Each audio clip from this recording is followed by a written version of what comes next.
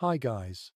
Tonight we step quietly into a cold world of long shadows and iron discipline.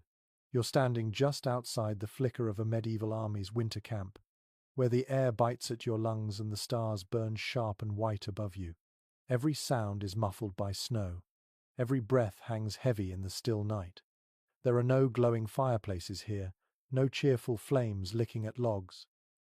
Only the faint shimmer of frost across the tent ropes, the dull glow of dying embers, and the slow rhythm of weary men settling into uneasy rest. You probably won't survive this night, at least not comfortably. The cold alone could crack you open, steal your breath, and turn your fingers brittle before dawn. So, before you get comfortable, take a moment to like the video and subscribe, but only if you genuinely enjoy what I do here. And while you're at it, drop your location and local time in the comments. I love knowing where in the world you're listening from. Now, dim the lights, and let's wander into the past together. You trudge between rows of sagging tents, the ground hard as iron beneath your boots. The smell hits you first, a mix of damp wool, smoke that never quite caught flame, and unwashed bodies pressed too close for too long. Men murmur in low tones, voices rasping with cold. Some pull cloaks tight around their shoulders. Others squat near piles of snow-blackened wood that never lit, their breath clouds, like ghosts. Medieval soldiers often camped far from villages or cities, relying on the land itself to sustain them. In winter, this meant almost nothing: no fuel, no forage, no warmth except what they could create with their own hands and bodies. Fires were risky. Too much light could betray a position. Too much smoke could reveal an army's strength. So, many nights, they simply didn't light them at all. You can imagine that moment when a commander gives the order, "No fires tonight." A collective groan, a tightening of cloaks, a grim understanding. You notice that even the horses stand close together, tails to the wind, sharing warmth the way men do. Their hides glisten with frost, breath billowing like tiny clouds. A few soldiers have dug shallow pits and huddled inside, wrapping themselves in their cloaks to trap body heat. Others simply lie down on the frozen ground, the earth as merciless as stone. The canvas tents, when they exist at all, are stiff and brittle, edges rimmed with ice. Some are patched with leather or animal hides. The sound of the fabric moving in the wind is faint and rhythmic, almost soothing, like waves brushing a distant shore. You slip inside one tent and find 3 men already asleep, curled like commas, cloaks drawn over their heads. The faint scent of tallow and sweat fills the air. One of them snores softly, and you think how deeply human that sound feels among so much hardship. A common fact among historians is that most medieval soldiers carried only what they could march with. Bedding was a luxury, not a right. A coarse wool cloak had to serve as both blanket and coat, and sometimes it doubled as a burial shroud. Yet here's a curious tidbit. In some regions, soldiers tucked heated stones wrapped in cloth inside their cloaks to stave off frostbite.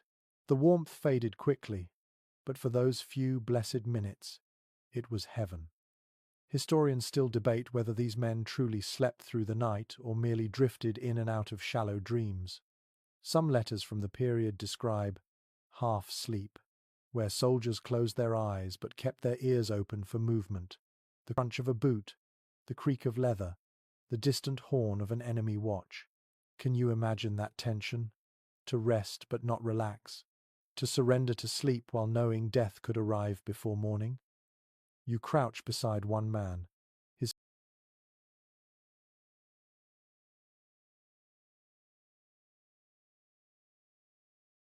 face barely visible in the dimness. His lips are blue at the edges, his hands clasped tightly over his chest. He mutters in his sleep something about home, a woman's name, maybe a prayer. His armor lies beside him, crusted with frost. You touch it lightly, and it burns your fingertips with cold. The silence around you grows heavier. Every so often, a gust of wind sighs through the camp, making the tents shudder. Somewhere, a horse stamps and snorts. The rest is stillness. You think about how the body adapts to this, how exhaustion dulls fear, how cold becomes simply another thing to endure. The men who fought in these wars were hardened not just by battle, but by nights like this, where survival itself was an act of will. There's beauty here too, though quiet and bleak. The moonlight glints on the metal rivets of helmets and buckles. The snow glows faintly blue. Even the frost on the tent edges looks like lace if you let your eyes soften. You realize that for these men, this was normal. No fires, no comfort, no warmth except the pulse of their own hearts. And still, they laughed, they cursed, they dreamed of home. You can almost feel the slow drift of fatigue pulling you down. The air is so cold that your breath feels thick, almost chewable. You tuck your cloak tighter, shift your body to avoid the worst of the wind seeping under the tent flap. The world outside seems to fade, only the small circle of your breath and the sound of your heart remain. Somewhere beyond this camp, another army does the same. Their own soldiers curled in frozen sleep, their own commanders giving the same orders. Enemies who suffer together without ever seeing each other's faces. There's something quietly humbling about that symmetry. You think for a moment, maybe these soldiers didn't hate their foes as much as they hated the cold. That perhaps in some small, unspoken way, the shared misery made them kin. It's a comforting thought as you let your eyes close, feeling the weight of centuries settle around you like snow. Tomorrow will be another day of marching, another day of frostbitten fingers gripping spears, another night without fire. But for now, for this one fragile moment, there's stillness. A sleep that isn't peace, but something close enough to pretend. You wake before dawn, though wake feels generous. It is more like surfacing from a thin layer of half-dreams, your body stiff and unwilling.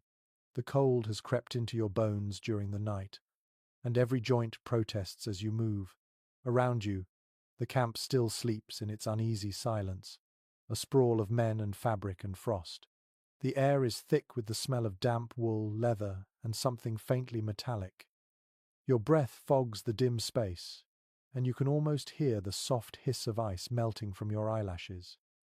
You push aside the tent flap and step into the bitter world outside. The wind cuts instantly across your face, sharp as a knife. You taste it on your tongue, clean and cruel. The horizon is still dark, but faint ribbons of grey light stretch over the snow. You look out over the camp and see how the soldiers have arranged themselves in small groups, each trying to create a bubble of warmth. Most have little more than a tent of coarse canvas, sagging from last night's frost. Others have built makeshift lean-tos from spare shields and cloaks, wedged together with poles. Some have dug shallow pits, using the earth as insulation, curling up like animals in burrows. It looks desperate, yet strangely organized. You realize that every soldier knows this dance of cold survival, passed down through campaign after campaign. Tents were a sign of rank as much as comfort. The wealthy knights and captains could afford large pavilion tents lined with wool and canvas, sometimes even double-walled for extra insulation.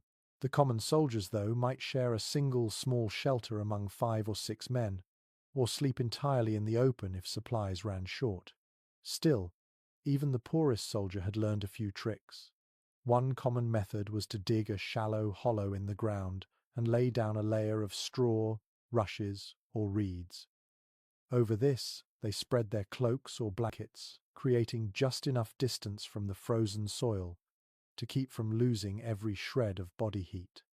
A solid historical fact is that medieval soldiers reused almost everything, even the earth itself. If a day's march brought them to a new spot, they'd strip the old camp of straw, roll it up, and carry it along tied to their packs. It smelled foul and was often crawling with insects, but in winter, filth was less frightening than frostbite. Here's a quirkier tidbit. Some soldiers lined their tent floors with animal hides or discarded cloaks taken from fallen foes. The hides, if freshly tanned, still carried a faint warmth, and a layer of grease helped repel moisture from melting frost. Some men swore by this practice, while others complained it made the ground stink so badly it was impossible to sleep. Historians still argue whether soldiers' tents were truly waterproof. Some claim that well-maintained linen, coated in wax or oil, kept out most of the damp. Others insist the opposite, pointing to reports of men waking up soaked after storms or snowfall. Imagine lying there, half asleep, as cold droplets slide slowly from the roof and splatter onto your face. You can almost feel the shiver that follows. You kneel beside one tent, running your fingers along its seams. The fabric is coarse and rough, each stitch uneven but sturdy. Inside, the space is barely enough to sit upright. A pile of straw serves as bedding, flattened from the night's weight. You touch it and feel how it has absorbed moisture from the men's breath. There is no dry place here, only less wet ones. Some soldiers relied entirely on their cloaks. A cloak was more than clothing. It was identity, shield, and bedding all in one. A thick wool cloak, when doubled, could hold heat remarkably well, trapping the faint warmth of a human body. You watch as a young archer pulls his cloak around him like a cocoon, his boots tucked under the hem to keep out the chill. His bow lies beside him, strung and ready, because in this world, even sleep requires vigilance. The sound of fabric shifting in the wind creates a strange kind of rhythm. Each tent sways gently, the ropes creaking, the poles groaning like tired bones. It almost feels alive, breathing with the men inside. You can smell the faint sweetness of straw, mixed with the musk of sweat and iron. The camp is a body, and each tent is a heartbeat. You try to imagine what warmth meant here. It was not comfort, not the kind you know now with heated blankets and fireplaces. Warmth was survival. A layer of straw meant a few more hours of rest. A dry cloak meant fewer sores on your skin. A patch of ground sheltered from the wind meant the difference between shivering through the night and dying quietly before dawn. There is a quiet pride in this kind of endurance. The men knew that no battle tested them as fiercely as winter itself.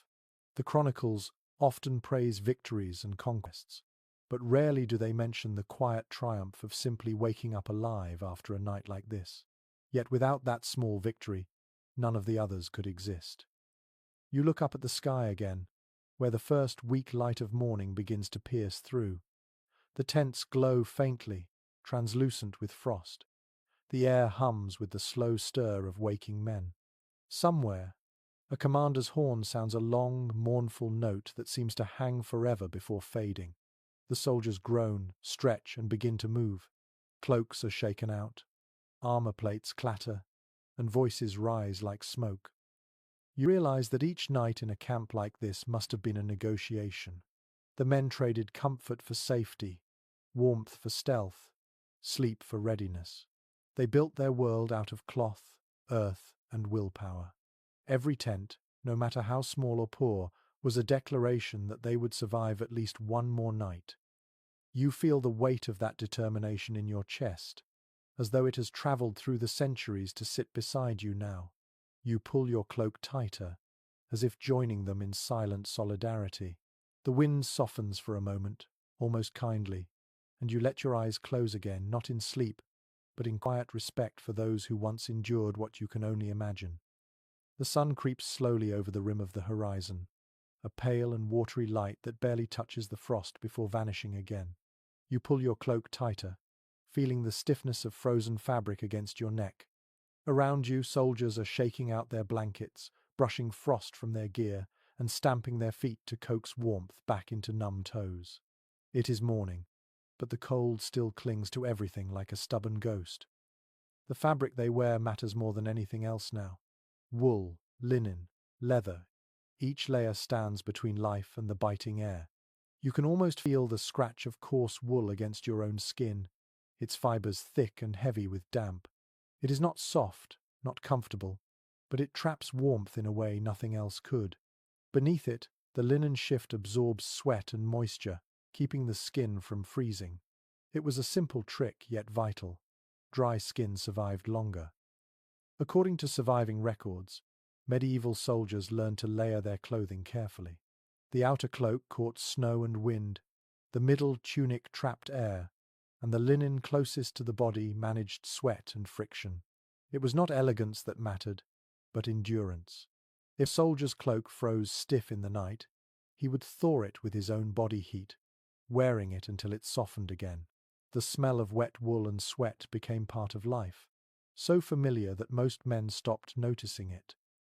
Oddly, some reports mention that soldiers sometimes stuffed straw or even animal hair between their tunics for insulation. It sounds ridiculous, but the idea worked. The trapped air created a crude but effective thermal barrier. Some chroniclers even noted soldiers sewing extra layers into their sleeves and collars, making their clothing puff out like overfilled sacks. It may have looked absurd, yet warmth was worth any humiliation.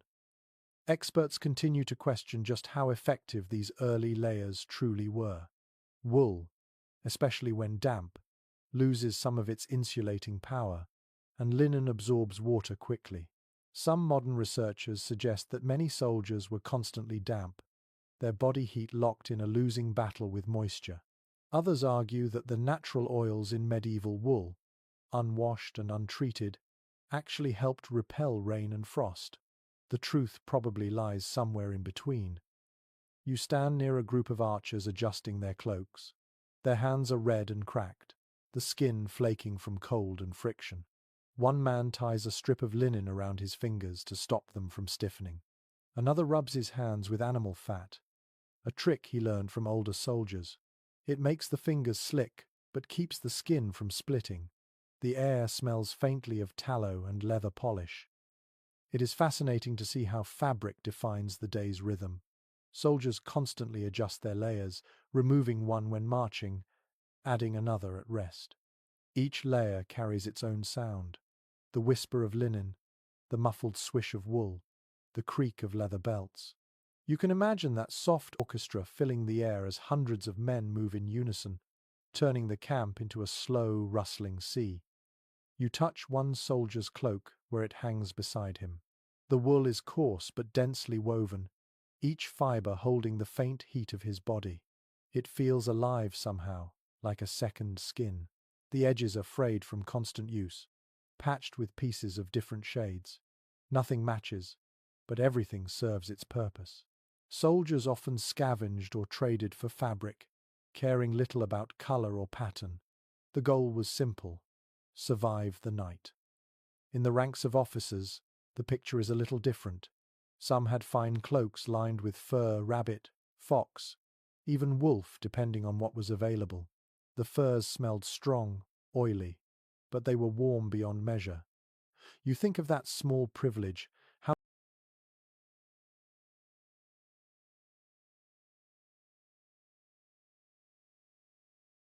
much it must have meant when the temperature dropped and frost formed on eyelashes. Even a single strip of fur along a collar could make a difference. Contemporary sources confirm that armies often carried bolts of fabric not for fashion, but for survival. Tailors and camp followers cut and sewed constantly, repairing cloaks, replacing torn sleeves, and patching up blankets. The needle was as valuable as the sword in such conditions. You can picture a woman huddled by weak torchlight, mending a tear in a soldier's cloak, her breath misting in the air as she works. The smell of the camp grows stronger as the day drags on. Damp wool, animal fat, and smoke mix into a strange perfume of endurance. You feel it clinging to your hair, your hands, your cloak. It seeps into everything, a reminder that survival always carries a scent. You pause to look at your own reflection in a patch of ice, and for a brief second, the face that looks back could be any soldier from this camp, eyes rimmed with exhaustion, cheeks raw from wind. You pull the cloak closer, grateful for its imperfect warmth, and think how every thread carries a story. Someone wove this fabric months or years ago, never imagining it would end up wrapped around a soldier sleeping in the snow. Even now, scholars argue over how much these simple fabrics could really protect against the harshness of a medieval winter. Some claim the soldier's resilience came more from the body's adaptation than the material itself. After weeks of exposure, the body learns to conserve energy. The mind dulls to discomfort. Others believe that without wool, many more would have perished. Whatever the truth, you can feel that balance here, the fabric between life and frost. The light fades again as clouds drift across the sky. The camp begins to quiet. You hear the soft rustle of men settling into position, wrapping themselves tightly once more. It is a ritual now, the same gestures repeated night after night. Pull the cloak up, tuck it beneath your chin, curl your knees, exhale, endure. You realize as you watch that these layers of wool and linen are not just physical armor but emotional too. They are a reminder that even in the harshest cold, human beings still cling to small comforts, texture, scent, the feel of something familiar against the skin. It is not enough to make you warm, but enough to make you believe you could be. The sun is long gone now, and the camp breathes quietly under a sheet of frost. You crouch near the edge of a tent where a few men are arranging the ground for the night. The earth is unforgiving, frozen solid and uneven. Every movement sends a dull ache through your knees as you watch them work. They carry handfuls of straw and rushes, muttering under their breath forming clouds in the air. It is well documented that medieval soldiers understood the importance of separating their bodies from the ground. The earth, when cold, steals heat faster than the air. They called it the thief beneath. A soldier who slept directly on the soil could wake with limbs stiff as wood, his blood sluggish from cold. To fight this, they laid down layers of straw, moss, or dry rushes. The idea was simple but effective. Create air pockets between the ground and the body to slow the loss of heat. Curiously enough, some soldiers even carried their bedding straw from place to place, bundled in cloth or wrapped in cloaks. After a few nights, it reeked of sweat and smoke, yet it became a trusted companion. The same straw might travel for weeks, flattened, refluffed, and spread again each night. A few men preferred to mix dried herbs with the straw rosemary, sage, or wild thyme, claiming the scent kept pests away. Whether that worked or not, it must have added a faint touch of comfort to an otherwise miserable sleep. Researchers remain divided on how widespread this practice was. Some accounts suggest only professional soldiers, such as those in standing armies, had the discipline to prepare such bedding regularly. Others argue that even peasant levies, untrained and under-equipped, quickly learned the habit from experience. What seems certain is that the men who ignored it often suffered frostbite or illness. The ground, after all, had no mercy. You reach down and touch a layer of straw yourself. It feels dry and brittle, like a whisper beneath your fingers. The smell rises immediately earthy, faintly sweet, mixed with the musky odor of damp cloth. As you press it, you can hear the soft rustle of stalks breaking. There's something soothing in that sound, like rain tapping lightly on a roof. Nearby, a group of men are debating where to place their tent for the night. They argue quietly, voices hoarse from the cold. One insists on higher ground to avoid melting snow pooling beneath them, while another points toward a hollow, promising shelter from the wind. Both are right, in their own way. A flat spot is a trap for water, but the wind will slice through any low place like a blade. In the end, they compromise, settling for a slight rise beside a clump of bare trees. You sense that every night holds decisions like this, small gambles of comfort and risk. From what chroniclers tell us, camps often smelled of crushed grass and churned mud as soldiers trampled their chosen sites. The process of making a bed was both ritual and necessity.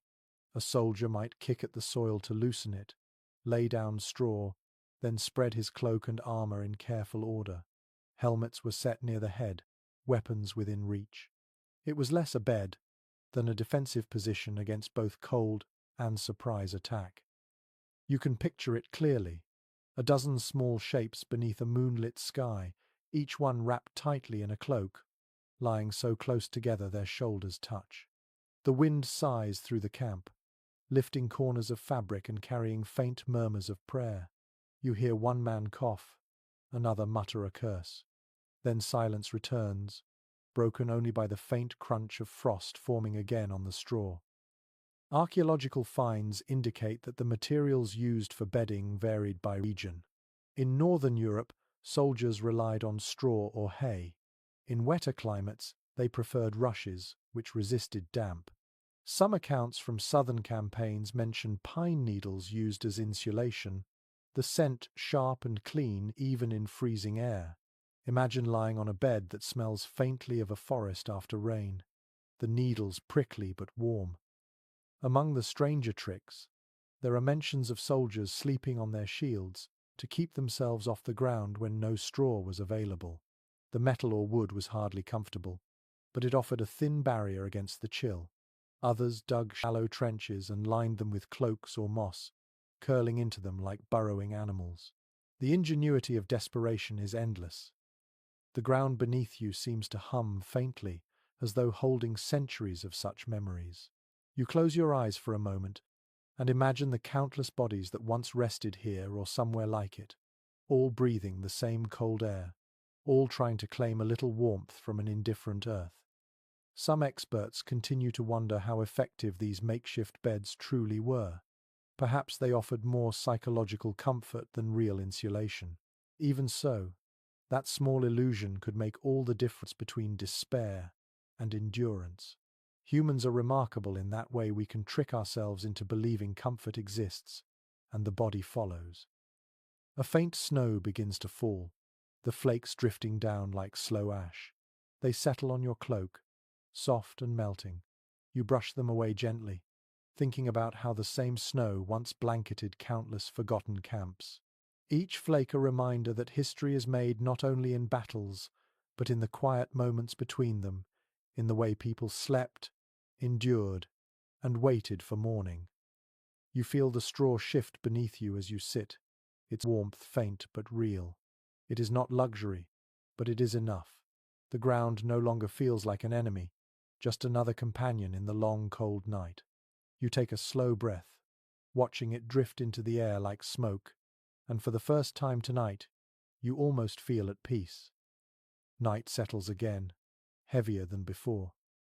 The sky looks like polished steel, and the cold presses down with quiet authority. You can almost hear it in the stillness, that fragile hush before breath turns visible. Inside the camp, the soldiers have already begun their nightly transformation from weary fighters to bundled shapes of cloth and humanity. You move closer, and your breath mingles with theirs, a faint cloud among hundreds. The tents hold heat for only moments before surrendering it to the air.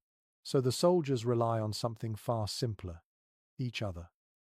According to period accounts, body heat was one of the most reliable defenses against freezing nights. 2, sometimes 3 men would sleep side by side under the same cloak, pressed close enough that their combined warmth created a small, humid cocoon. In some military chronicles, the practice is described as lying back to back, heart to heart. There was no shame in it. Pride could wait until spring. Oddly enough, there are notes from certain medieval commanders who forbade soldiers to sleep completely alone, especially during winter campaigns. Isolation, they believed, led not only to cold but to despair. The closeness of other bodies meant life, in both heat and spirit. The smell of another person, their steady breathing, was proof that you were not forgotten in the frost. Modern researchers remain uncertain how comfortable this arrangement really was. Some suggest that the shared warmth was offset by the humidity and the spread of sickness. Others argue that soldiers quickly adjusted, learning to synchronize their breathing and movements through the night to keep from shivering each other awake. Either way, the human instinct to huddle together for warmth may be older than war itself. You sit near a pair of men already preparing to sleep. They pull their cloaks up, edges overlapping like layered feathers. The first man exhales, the other shifts slightly, and soon their breaths merge into a rhythm, a slow, steady fog that hangs beneath the tent roof. The air smells of wool, salt and sweat. You can almost feel it clinging to your own face, heavy and damp. Chroniclers noted that when large groups of men slept in confined spaces, the air itself would thicken. Condensation dripped from the canvas above them, forming tiny rivulets that fell on their faces through the night. Yet, despite the discomfort, those droplets meant warmth. The moisture proved that their combined breath had raised the temperature enough to melt frost. You might say the camp breathed as one organism, each man a lung in a shared body of endurance. One curious detail from old letters tells of soldiers who covered their heads entirely under cloaks, breathing into the small pocket of air they created. It helped recycle warmth, but made the air stale. Some woke gasping, hearts racing. Others swore it gave them strange dreams, visions of fire, voices calling from distant fields, faces of those long dead. Perhaps lack of oxygen made them hallucinate. Perhaps the mind simply wandered to wherever warmth still existed. You listen to the chorus of quiet snores and shifting cloth. The sound is oddly soothing, like waves against the shore. Each movement sends faint ripples through the shared air. A cough here, a sigh there, the rustle of fabric finding comfort against another's shoulder. In the dark, you imagine that they might dream of summer, of meadows, of the warmth of sunlight instead of shared breath. Contemporary observers often remarked on how soldiers seemed to lose their sense of personal space in such conditions. Privacy was a luxury none could afford. They ate together, slept together, even dreamed in rhythm. A man's body was his neighbour's furnace. To turn away was to invite death.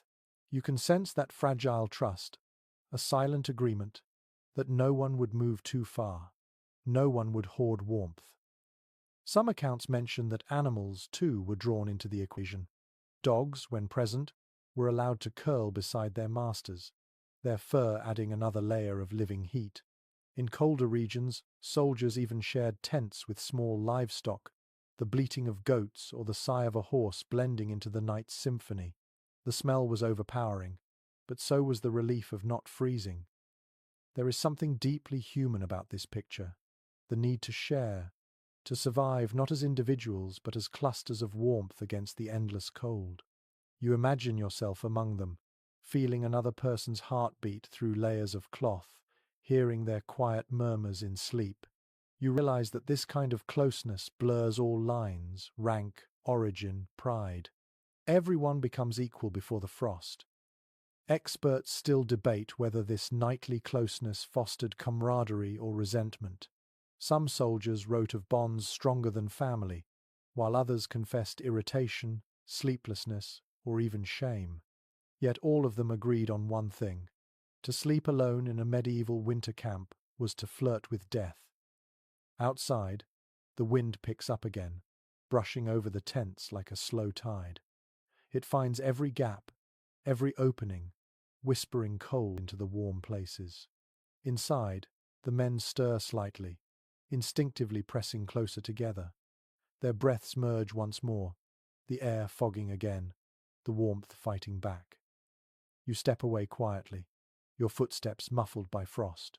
Behind you, the murmuring fades into a single soft hum, the collective breathing of men who have learned that survival is not solitude. You look up at the sky, now scattered with pale stars, and think about how something so fragile as breath could hold back the weight of a frozen world. The night stretches longer than it should, each hour dragging like a frozen river refusing to move. You sit near a tent flap, watching the slow rhythm of sleep across the camp. The faint rise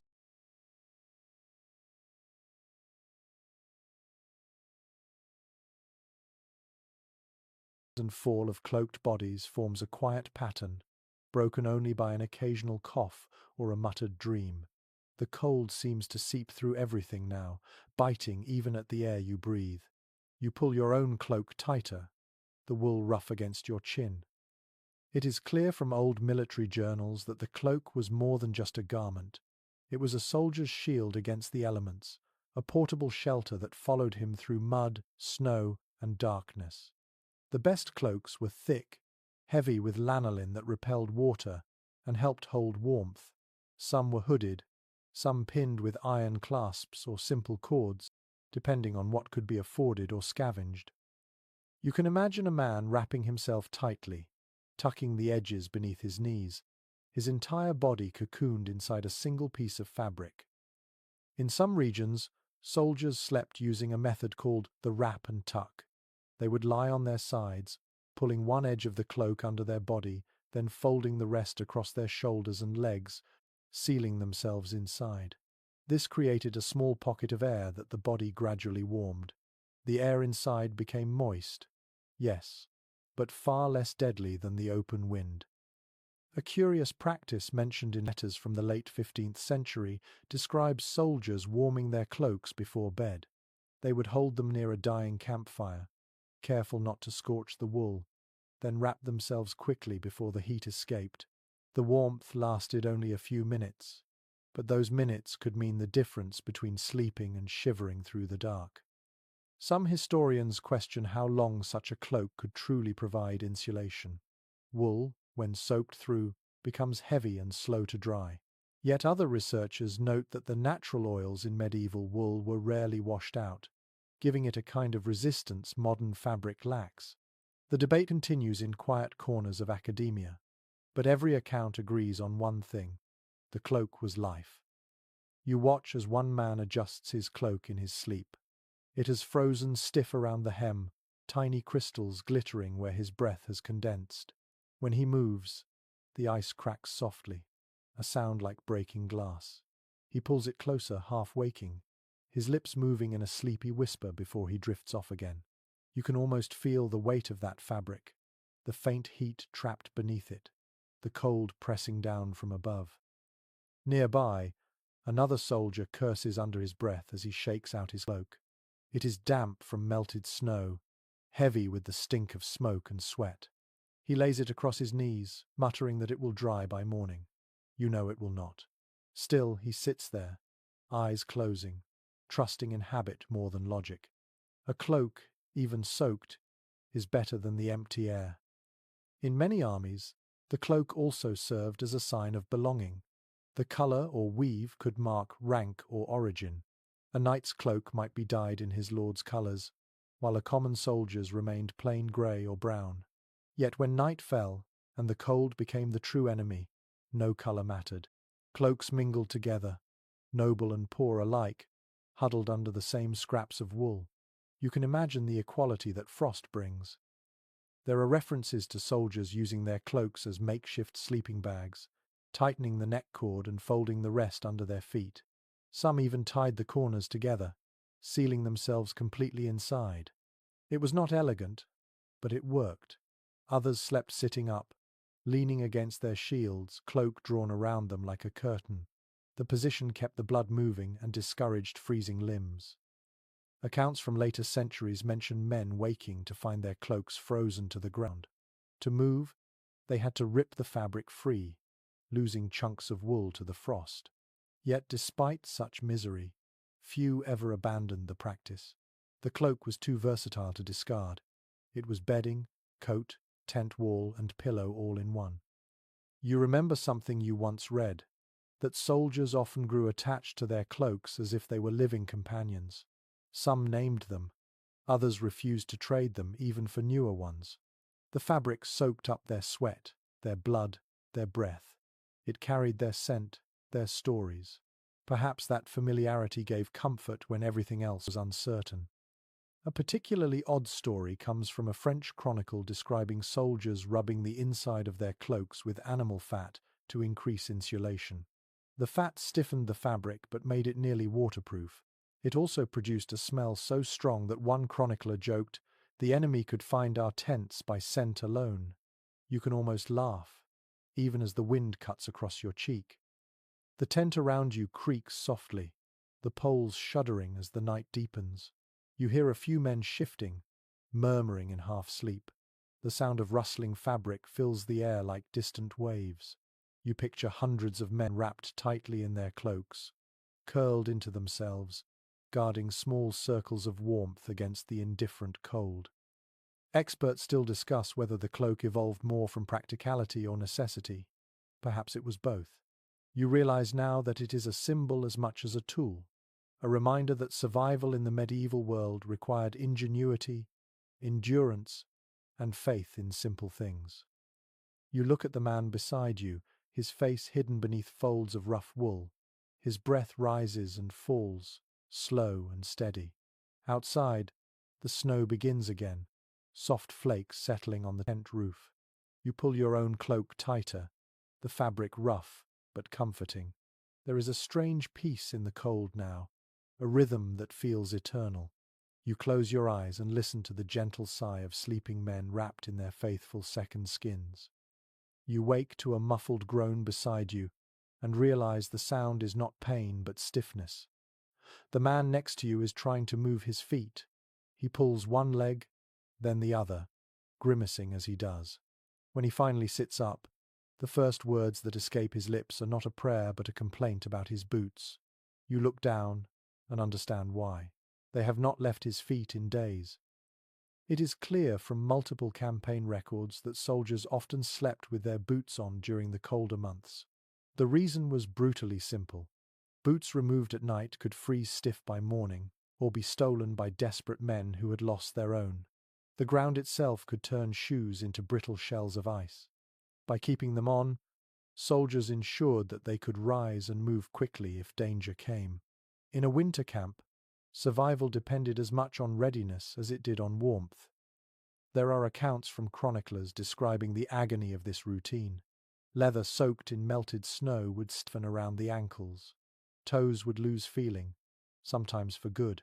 Soldiers tried to loosen straps before sleeping, just enough to keep blood moving, but rarely dared remove them entirely. The morning ritual of standing up was a test of endurance, each step a negotiation between pain and numbness. A strange little trick some soldiers practiced was to rub their boots with tallow or grease before lying down. It helped keep the leather pliable and added a faint layer of insulation. Others lined their boots with straw, moss, or even scraps of cloth torn from shirts. Anything that kept the feet from freezing was worth trying. Imagine the smell that came from those boots after a week, an odor sharp enough to make even the strongest soldier flinch. Specialists still disagree about how effective such improvisations were. Some claim that constant moisture inside the boots led to infections and trench foot long before that term existed. Others believe that the body adapted, that repeated exposure built a strange kind of tolerance. It is difficult to know for certain. Few men wrote about their feet in letters home. Some things, perhaps, were too unpleasant to record. You watch as a young archer nearby tries to unlace his boots. The leather is so stiff that he needs both hands and the help of a companion to pry it loose. When he finally pulls his foot free, steam rises faintly into the cold air. His toes are red and swollen, the nails darkened. He mutters that they still work, which is good enough. He presses them against the inside of his cloak, trying to coax warmth back into them. In many armies, boots were handed down from one campaign to the next, repaired until nothing but patches remained. A single pair could see multiple winters, stitched and restitched by camp cobblers or the soldiers themselves. The leather grew darker each year, soaked with sweat and oil. When they finally fell apart, men tied them together with strips of cloth or rope. Bare feet on frozen ground were a death sentence. According to contemporary descriptions, officers sometimes wrapped their boots in fur for extra warmth. Common soldiers had no such luxury. They relied on rags stuffed into the gaps or sometimes wore extra layers of socks if they could find them. Wool socks were precious items, often traded or stolen.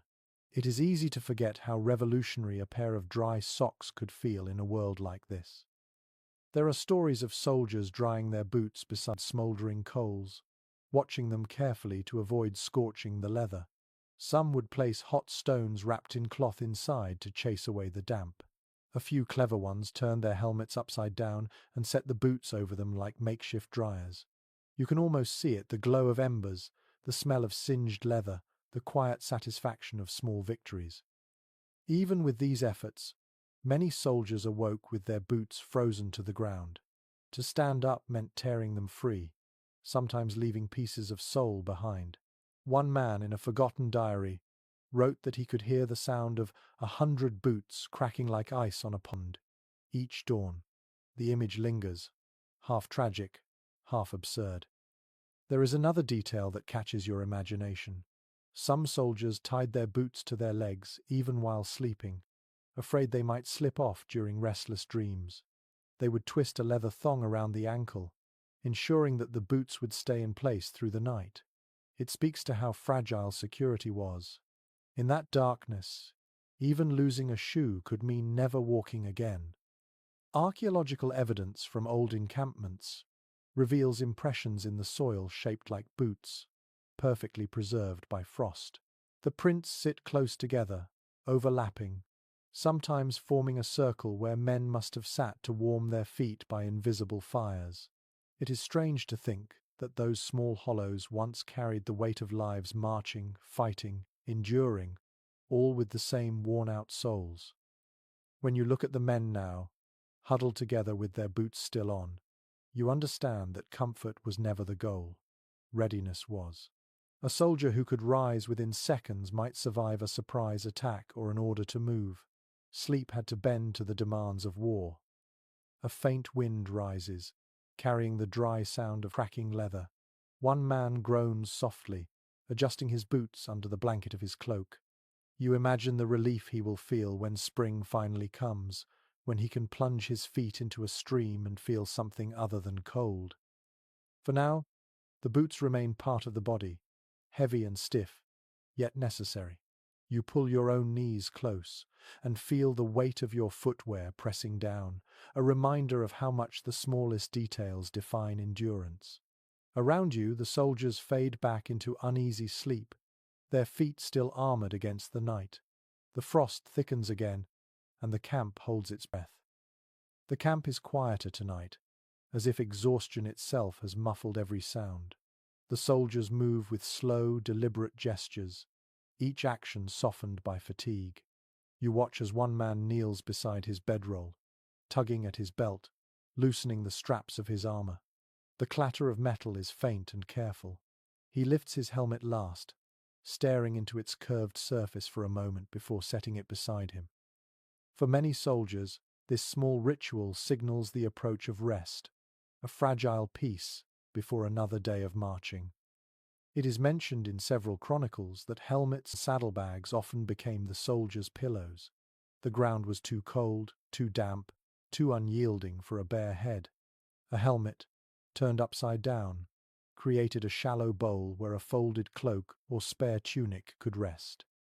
The shape fit the curve of the skull perfectly, lifting the face away from the freezing earth. The idea was practical, even elegant in its simplicity. Curiously, a few soldiers filled their helmets with straw or rags to soften the edges. Others lined them with bits of cloth torn from undergarments. The helmets themselves were rarely clean. They smelled of iron, sweat, and smoke, but that scent was oddly familiar, almost reassuring. Sleeping with one's helmet near the head had another purpose too. If alarm sounded, the soldier could grab it instantly. No searching in the dark, no delay.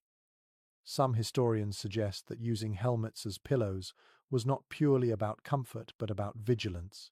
To rest one's head upon the very object that saved it in battle was symbolic. It kept the mind half awake, reminding the body that safety was never permanent. Others argue it was simple practicality, an instinct born of necessity. You find truth in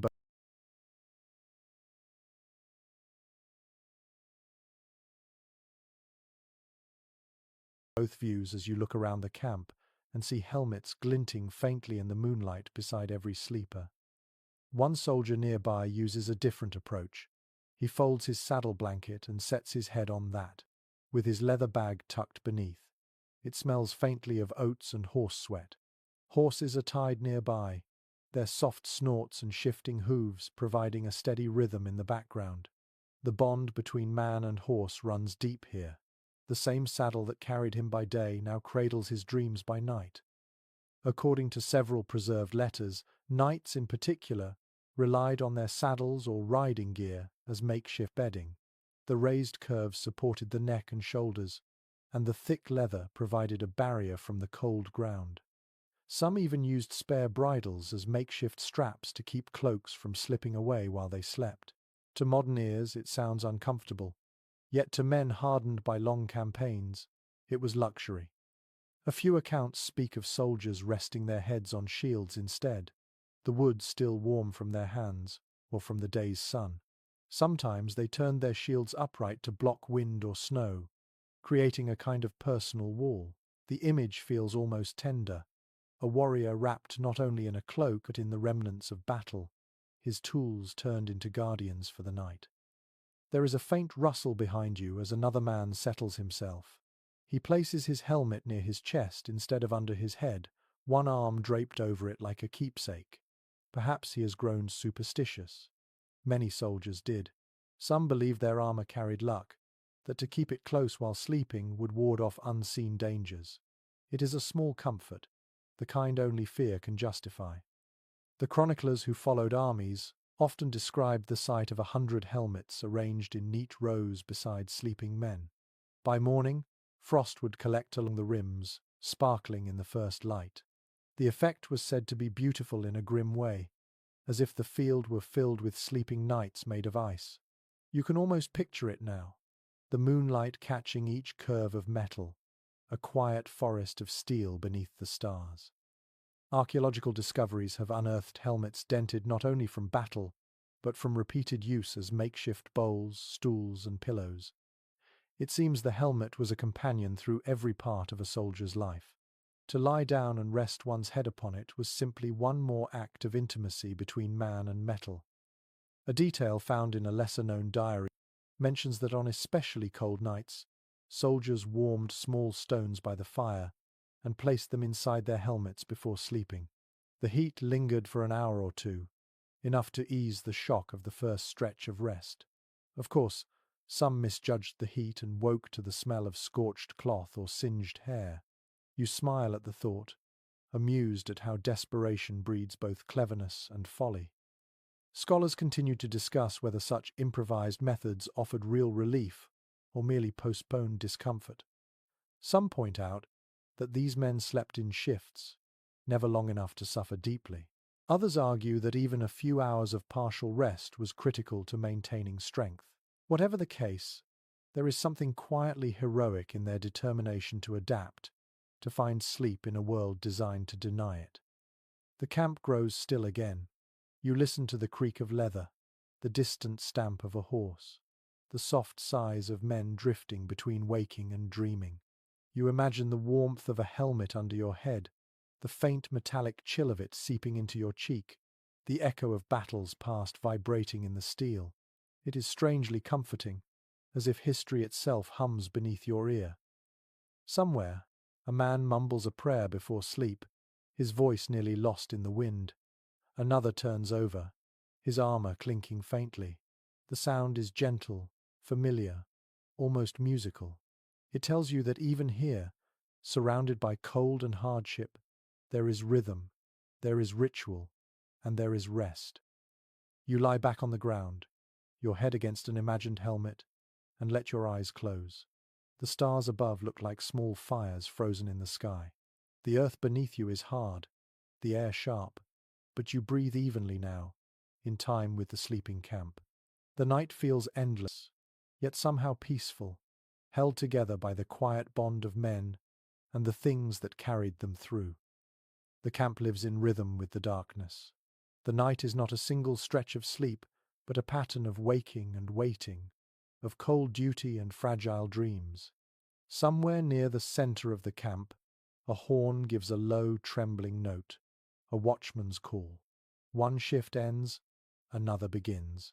The soldiers who had been resting stir reluctantly, pulling their cloaks tighter before crawling from their shelters into the bitter wind. You watch them rise like ghosts from the earth, boots crunching softly on frozen mud. It is written in many military chronicles that the night watch was both a punishment and an honor. The task of keeping the camp alive in the hours when sight failed and imagination took over required courage. Each man took his turn, whether knight or commoner, for no one was above the danger that came when sleep pulled too deep. The rotation kept discipline sharp. It also gave soldiers a strange kind of awareness, a reminder that the dark was never empty. According to some preserved records, these shifts could last 2 hours or more. The men on duty paced around the perimeter of the camp, sometimes alone, sometimes in pairs. Their job was simple: keep the fires from dying if allowed, keep their comrades from freezing, and most importantly, keep their eyes open. The hardest part was not the cold but the silence. The world felt hollow at night.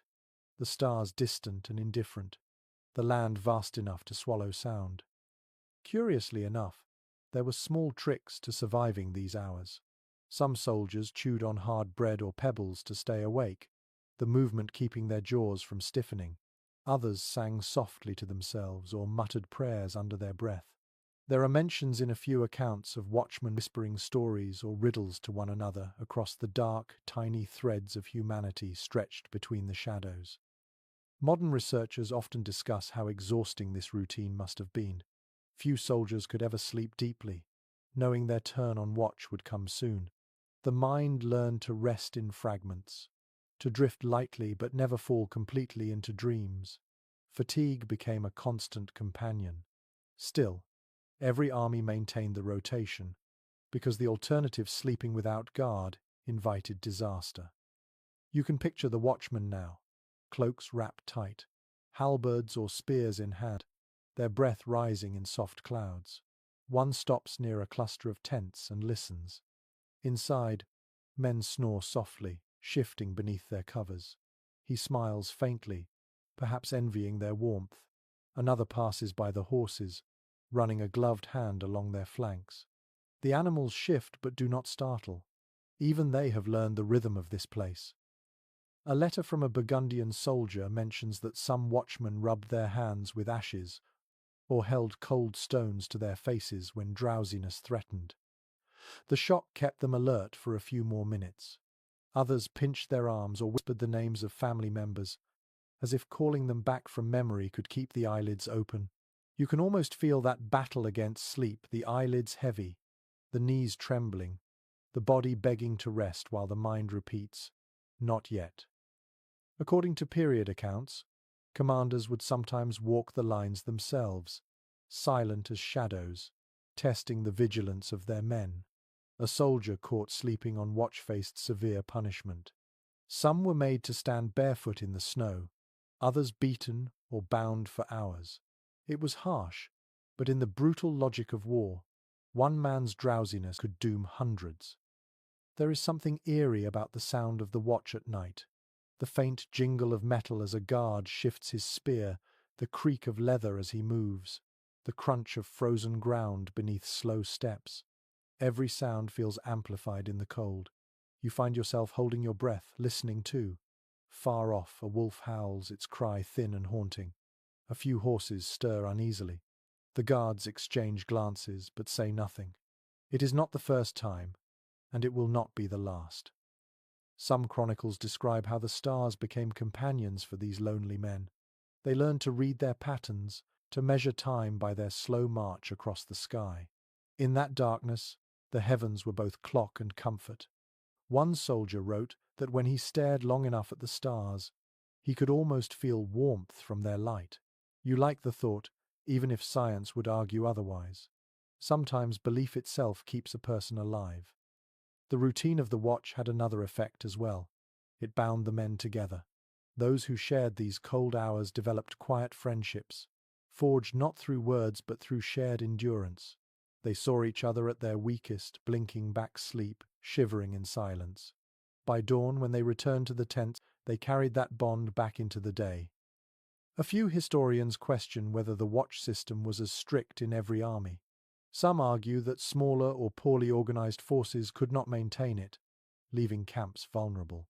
Others point to the consistent pattern of success in disciplined units, suggesting that the simple act of staying awake in rotation separated survival from ruin. The truth likely varied from place to place, from one night to the next.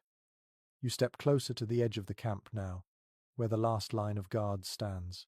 The air feels heavier here, as if even the stars hesitate to intrude. One man glances at you and nods before continuing his slow pacing. His spear tip gleams faintly in the moonlight. You wonder what he is thinking, perhaps of home, perhaps of the warmth he will never feel tonight. When the horn sounds again, low and distant, the next watch begins. The tired guards return, their movements stiff, faces pale with cold. They crawl into the tents, curling beside the sleepers, their breath joining the slow rhythm of the camp once more. The new guards take their places, boots crunching softly as they vanish into the dark. The pattern continues, hour after hour, a heartbeat against the silence. You settle near the edge of a tent, listening to the changing steps beyond. Each footfall feels like the ticking of a clock, ancient and endless. Sleep comes lightly now, carried on the rhythm of vigilance. You understand that this balance between waking and dreaming is what keeps them alive. The night is long, but it will end. It always does. The night grows darker still, though the air seems lighter somehow, touched by the quiet sound of horses breathing. You walk between the rows of animals, their shapes dim and peaceful in the half-light. Their breath rises in clouds, their bodies radiating a steady warmth that feels alive, even gentle. You realize that in this frozen world, the horses are more than beasts of burden. They are lifelines, sharing their heat with the men who depend on them. According to accounts from medieval campaigns, soldiers often slept near their horses in winter camps. The animals' massive bodies created a warm pocket of air, and their presence offered comfort as well as security. A good horse could sense movement long before its rider woke, snorting or stamping to warn of danger. To rest beside such a creature was both practical and reassuring. There are even stories of soldiers leaning against their horses while sitting or half sleeping, their cloaks draped across both man and beast. The shared heat could make the difference between waking alive or not waking at all. The smell was unmistakable, a mixture of sweat, leather, and hay, but in that world, such smells meant survival. Curiously, some letters from mounted knights describe brushing down their horses before sleep to warm their own hands. The friction of the coarse hair and the animal's living heat provided relief after hours in the cold. Others fed their mounts the last of the camp's oats or shared pieces of bread soaked in wine, a quiet exchange of gratitude between companions who had carried each other through battle. Modern researchers still discuss how far this bond extended. Some argue that practical necessity drove it, that horses were simply part of the machinery of war. Others believe a deeper relationship existed, one born of trust and familiarity. In the dark, it hardly matters which is true. You see it here, the soldier resting his head against the animal's neck, whispering softly before closing his eyes. Both are tired, both endure. A chronicler from the Crusades wrote that horses sometimes slept standing, heads lowered, eyes half closed, swaying gently. The men around them learned to mimic this strange rhythm, drifting into half-sleep beside the moving warmth. Imagine that quiet scene, dozens of animals shifting in the dark, tails flicking softly, soldiers curled at their feet, all breathing in a single slow rhythm. There is an odd comfort in the sound of their breathing. You listen to it now, a deep, steady exhale followed by a soft snort. Occasionally, one stamps a hoof, the sound echoing across the frozen ground. The air smells of hay, frost, and life. For a moment, you forget how cold it is. In some armies, horses were covered with blankets or rough cloth at night, but those were luxuries not every soldier enjoyed. Many simply relied on the animal's thick winter coat to survive. The men who tended them sometimes wrapped their own cloaks around both themselves and the horse, creating a strange, shared cocoon. You picture it now, a soldier pressed close to his mount, the faint rise and fall of two bodies keeping time together. A peculiar anecdote appears in a German knight's diary, describing how soldiers in desperate conditions allowed their horses to stand inside the outer tents. It was dangerous, the chronicler admits, since a startled animal could trample a man in his sleep, but the warmth was irresistible. In those moments, tents became stables, and men and animals shared the same breath until morning. Archaeological traces from old encampments sometimes reveal the imprint of hooves beside sleeping areas, suggesting this was not uncommon. The bond between soldier and horse was etched directly into the frozen ground. You can almost feel that connection yourself. When you reach out, your hand meets the coarse, warm coat of a bay mare. She flicks an ear and breathes softly, her nose damp against your sleeve. Her warmth feels alive, not just physical but somehow emotional. She lowers her head slightly, as if acknowledging your presence. You stand there together, two beings sharing one small oasis of heat in a vast, indifferent night.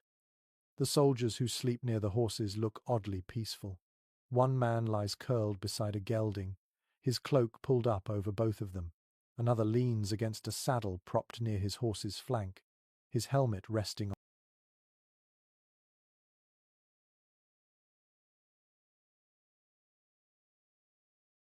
on his chest. It is easy to forget that these same animals carried them through storms of arrows and mud just days before. In the dark, the violence of daylight fades, leaving only companionship. Experts continue to study how soldiers manage such arrangements without chaos. Some think there were unspoken rules. Each man knew his place. Each horse trusted its rider. Others suspect that years of familiarity forged a quiet language between them, a series of gestures and sounds that kept harmony even in exhaustion. Whatever the truth, it worked often enough to become tradition. You listen again, and the night is full of subtle sounds, the rustle of hay, the flick of tails, the soft clink of bridles shifting in sleep. The camp might be frozen, but this corner still feels alive, breathing, connected. You close your eyes for a moment and imagine what it must have been like to rest against that steady warmth, to feel a living heart just inches from your own. When morning comes, these same horses will bear weight again, trudging across ice and mud, carrying men back into danger. Yet for now, they are still. You can see frost forming along their manes, a thin line of silver that glitters in the moonlight. One exhales sharply, shaking its head, and snow scatters like sparks. You realize that in this place, the horses are not just animals but reminders of home, of softness, of endurance that asks for nothing in return. As you step back from the corral, the warmth fades, but the feeling lingers, a quiet respect for those who found comfort in the heartbeat of another living creature when the world around them froze. The camp settles deeper into silence, men and horses dreaming together, their shared breath rising into the cold, clear air. You pull your cloak closer and let your eyes close, still hearing the low, patient rhythm of life in the dark. By the next night, the snow has thickened into soft drifts that blur the edges of every tent and boot print. The air feels quieter, as though the world has been wrapped in wool. You walk through the camp, and each step sinks with a muted crunch. The men are already preparing their shelters, but something about their movements is different tonight. Instead of fighting the snow, they are shaping it. It is noted in several campaign records that soldiers sometimes let snow itself become part of their protection. The frozen air was merciless, yet snow could insulate better than open wind. Men quickly learned that a tent buried in white stayed warmer than one exposed to air. The packed snow trapped heat, sealing the warmth inside like a primitive cocoon. It is one of those quiet contradictions of nature that soldiers understood long before science explained it. According to descriptions in Nordic military chronicles, soldiers often piled snow around the lower edges of their tents, pressing it tight like mortar. The effect was immediate. The wind howled above, but could no longer crawl beneath. Some men even allowed drifts to rise halfway up the canvas, creating domes of white that glittered faintly in moonlight. The tents became part of the landscape, almost invisible from afar. A curious practice described in certain letters tells of soldiers deliberately covering their tents after nightfall, shoveling snow over them until only the peaks showed. Inside, the temperature rose enough that water droplets formed on the inner walls. The air was damp, but still warmer than outside. It was survival, not comfort, but in a world ruled by frost, that difference mattered more than anything. Experts still discuss how common this habit truly was. Some argue that only armies from colder climates used it regularly, while others believe it was a universal trick learned through necessity. There is evidence that even southern European soldiers experimented with similar methods during harsh winters. Snow, after all, cared little for geography. You watch as a group of men pack snow around their tent. Their hands are red and raw, fingers stiff from work, yet they move with practiced ease. One man grins and says something about building a castle of ice. The others laugh softly, their voices carrying like distant bells. It is strange how laughter survives in conditions like this, how it becomes its own form of fire. The snow thickens, falling in slow, deliberate flakes. Each one catches the faint light from the torches before vanishing into the mass below. The camp transforms around you, shapes becoming softer, quieter, as if swallowed by sleep itself. There are reports from Byzantine sources describing similar shelters made directly from snow. Soldiers would dig small hollows, covering the openings with cloaks or shields. Inside, they lit small candles or lanterns to add warmth. The air inside became heavy with smoke, but the glow gave both light and comfort. Imagine the sight. A flicker of gold hidden within a mound of snow, the sound of breathing just beneath the surface. One detail preserved in a Scandinavian saga tells of men sleeping inside snow pits lined with pine branches. The branches kept their bodies from touching the ice and filled the air with a clean, resinous scent. You can almost smell it now, sharp and green, cutting through the dull musk of wool and leather. Not every attempt ended well. Some soldiers packed their tents too tightly and woke gasping for air. Others underestimated the weight of snow and found their shelters collapsing under its pressure. Yet for every failure, there were countless quiet successes nights survived by ingenuity rather than strength. It is easy to imagine the moment just before sleep. The air inside a snow-covered tent is thick and still, the darkness almost complete. You can hear your own breathing louder than the wind outside. The walls of snow muffle every sound, turning the world distant and strange. Even the howls of wolves fade into nothing. It feels safe, in a fragile, temporary way. Some modern historians note how this method resembles the techniques used by northern tribes and later explorers. It is possible that medieval soldiers learned by observing others, borrowing survival skills wherever war carried them.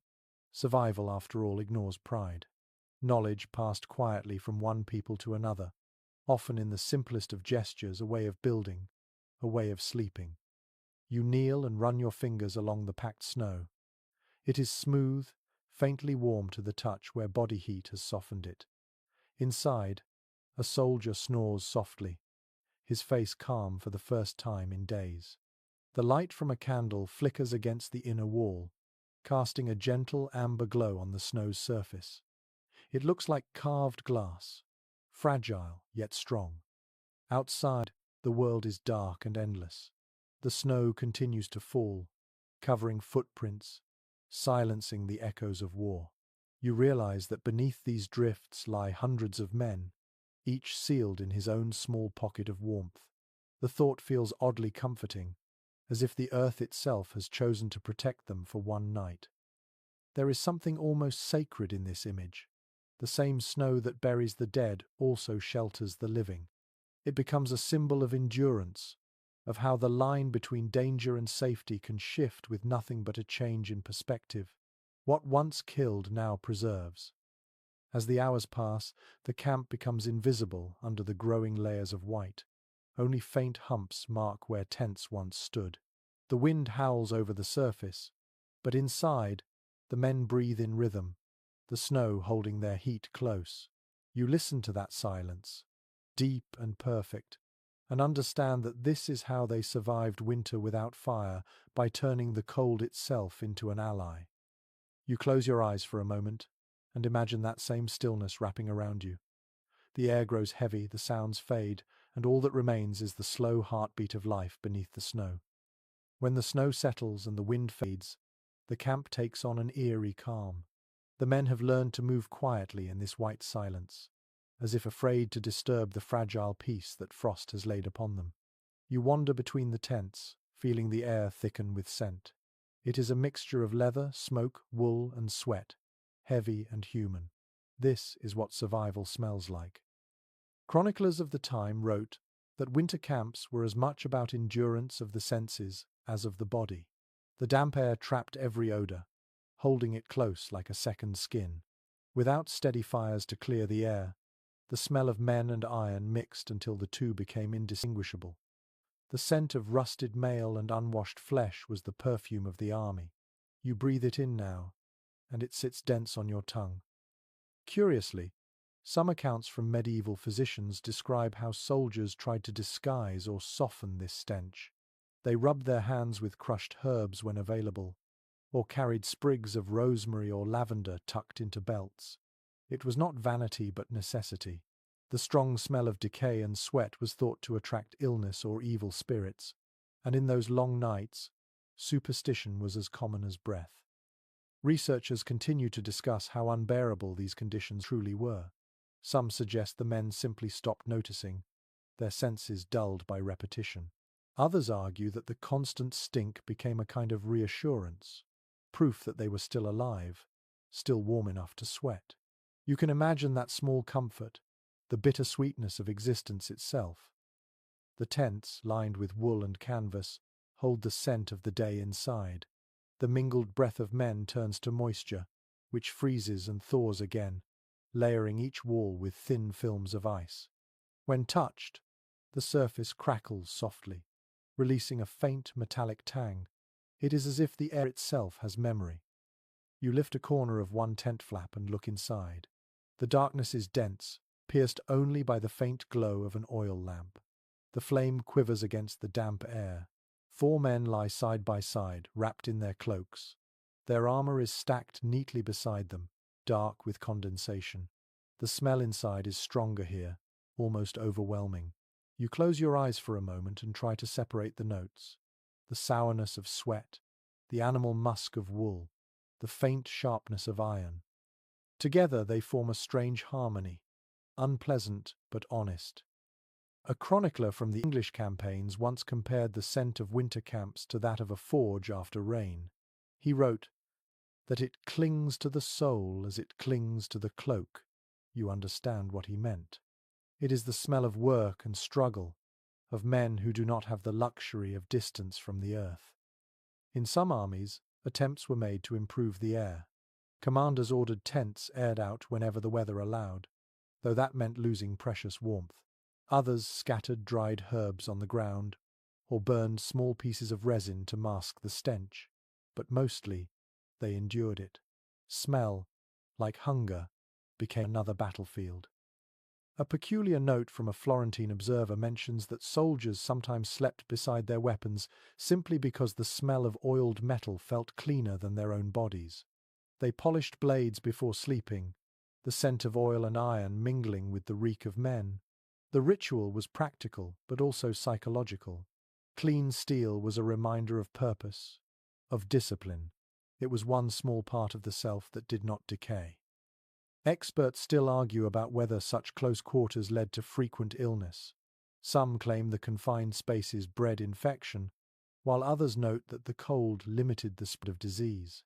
Whatever the truth, the men learned to ignore discomfort. The nose, after all, adapts to what it cannot escape. Outside, the smell changes subtly with the air.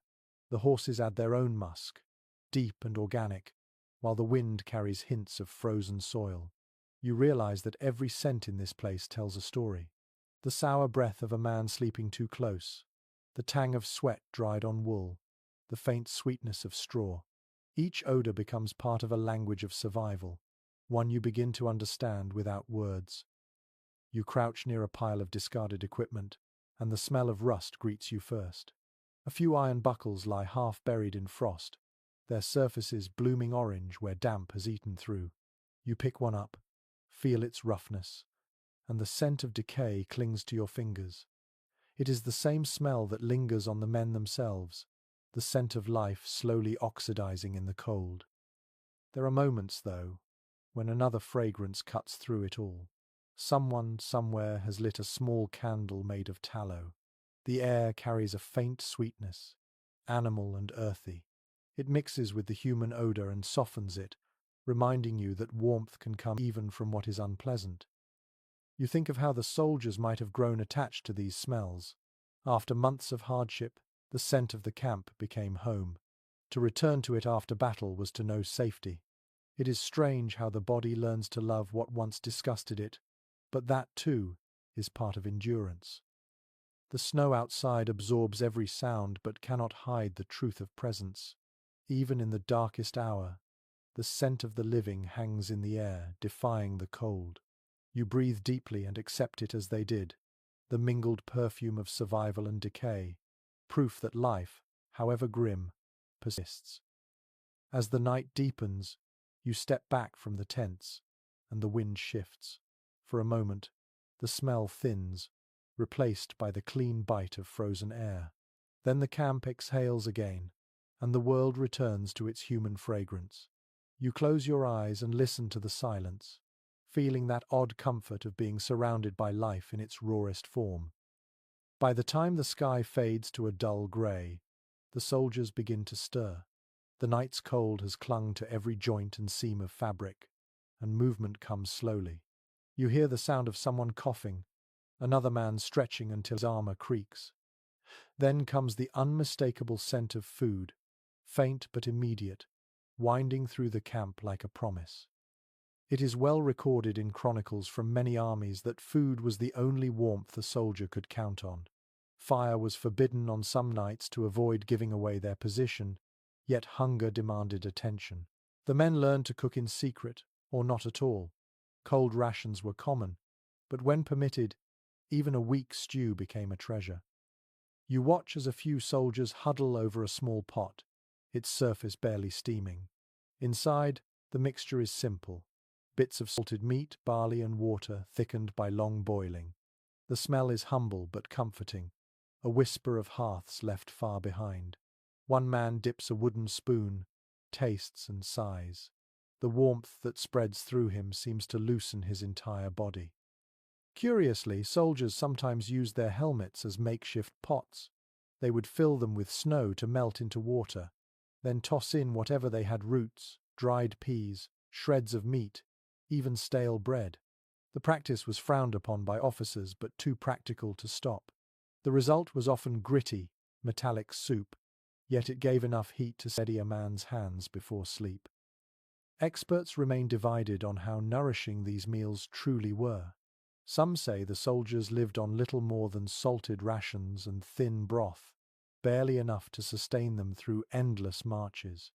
Others argue that soldiers found ways to stretch what they had, trading with locals, hunting small game, or scavenging supplies from the land. You imagine the satisfaction of catching even a single rabbit in the snow, the brief luxury of fresh meat shared among friends. The men here have a small pile of bread as well, hard as stone but softened by dipping into the stew.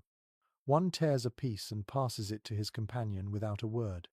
You can see how hunger unites them more deeply than orders ever could. The steam from the pot rises between them like a fragile bond, their faces glowing faintly in its warmth. In some regions, ale or watered wine accompanied these meals, not for indulgence but for safety. The alcohol killed what the water could not. Soldiers often described that first swallow after a day's silence as a miracle. You can almost taste it yourself, the sour tang, the faint heat sliding down the throat and waking something buried deep inside. A peculiar account from an Italian mercenary mentions the use of snow as both ingredient and tool. When no water was available, snow filled the pot. When there was too much smoke, snow muffled it. Sometimes, soldiers cooled their burning mouths with a handful of it, laughing at the absurdity. Even the cold could become part of the meal. There were small rituals, too. Before eating, some men murmured quick prayers to St. Lawrence, patron of cooks and sufferers of heat. Others muttered thanks to no one in particular, simply grateful for something warm to hold. The sound of spoons scraping the sides of pots filled the camp, an orchestra of survival. The smell of food travelled fast, slipping between tents and along frozen paths.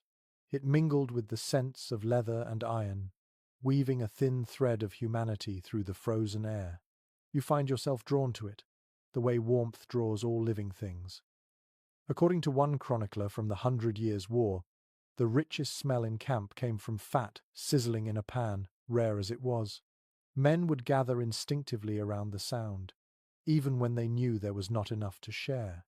The smell alone could feed the imagination, stirring memories of home. Some soldiers carried small pouches of spices looted from markets: pepper, cumin, or saffron, if they were lucky. A pinch transformed a plain meal into something extraordinary. You picture one soldier sprinkling spice into his bowl with quiet pride, watching the others smile at the hint of flavor. It is a reminder that even here, refinement had not vanished entirely. There are letters describing the quiet after supper, when men felt warmth for the first time all day. They sat in silence, staring at the empty pots, letting the heat in their bellies spread outward. It was not enough to conquer the cold, but enough to believe they could. Hunger had been defeated, at least for a few hours. Modern readers may underestimate the power of those small comforts. A single hot meal could restore morale, remind a man that he was still part of something living. The taste of salt and fat could turn despair into endurance. Historians note that some of the longest sieges were survived not through strategy, but through the ability to make a handful of ingredients feel like abundance. As the men finish eating, they wipe their hands on their cloaks and share what remains of the bread. A few save scraps for the next day, wrapping them in bits of cloth. One man hums softly as he eats, a tune so faint you can barely hear it. It is not joy exactly, but relief. The sound settles in your chest like warmth itself. You notice how the steam from the pot hangs in the air long after the fire dies, a ghostly echo of the meal. It curls upward and disappears, but the feeling it leaves behind remains. You realize that warmth is not only a matter of temperature, it is a memory, a moment that lingers in the body even after the cold returns.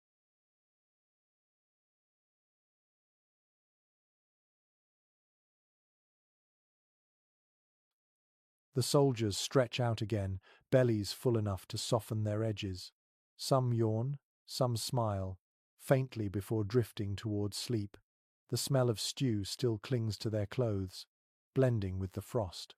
You close your eyes and imagine the taste, the faint salt on your tongue, the heat sliding down your throat. It is simple, but it feels like grace. The camp settles into a slow rhythm again after the meal, bellies full and spirits faintly lifted. The fireless night stretches ahead, but something lighter fills the air now. You walk through the rows of tents and hear low voices carrying through the dark, not in conversation but in song. It begins softly, one man humming a tune that sounds older than memory, and then another joins in. Soon the sound weaves through the camp like smoke. Chroniclers often noted that soldiers sang in winter camps, not out of joy but out of defiance. Music warmed what fires could not. The melodies were simple, built for tired throats and cold hands. Some were prayers disguised as songs, others were marching tunes slowed to lullabies. The rhythm kept the men's hearts steady in a world that seemed to have stopped beating. A curious entry in a French captain's journal mentions that soldiers sang to measure time during their watches. A verse might last as long as a patrol, and when it ended, another man took over. The sound reassured those half asleep that someone still stood awake. The camp became a living heartbeat of music, fragile but constant. It is fascinating to think of voices replacing warmth. The body shivers, but the mind begins to calm as song fills the space where fear used to be. You hear it now, the uneven chorus of men who know they are off key but sing anyway. Their words slip between languages, old Latin prayers mixing with rustic tongues. Even those who do not know the lyrics hum along, following the rise and fall of sound like a tide. Some letters from the late Middle Ages describe bawdy songs too, rough humor born from hardship. Soldiers laughed quietly at jokes that would have earned punishment by day. There was safety in the dark, a freedom to be human again. For a few moments, rank dissolved. Knight and archer, noble and peasant, all were just voices in the same fragile harmony. Experts continue to discuss what kind of songs were most common. Some point to religious hymns, suggesting that faith anchored the weary. Others believe that popular folk tunes dominated, carried from taverns to battlefields. It is likely both were true, for soldiers were men of contradictions, praying one minute, jesting the next, always clinging to whatever made the night shorter. You pause beside one tent where the song grows louder.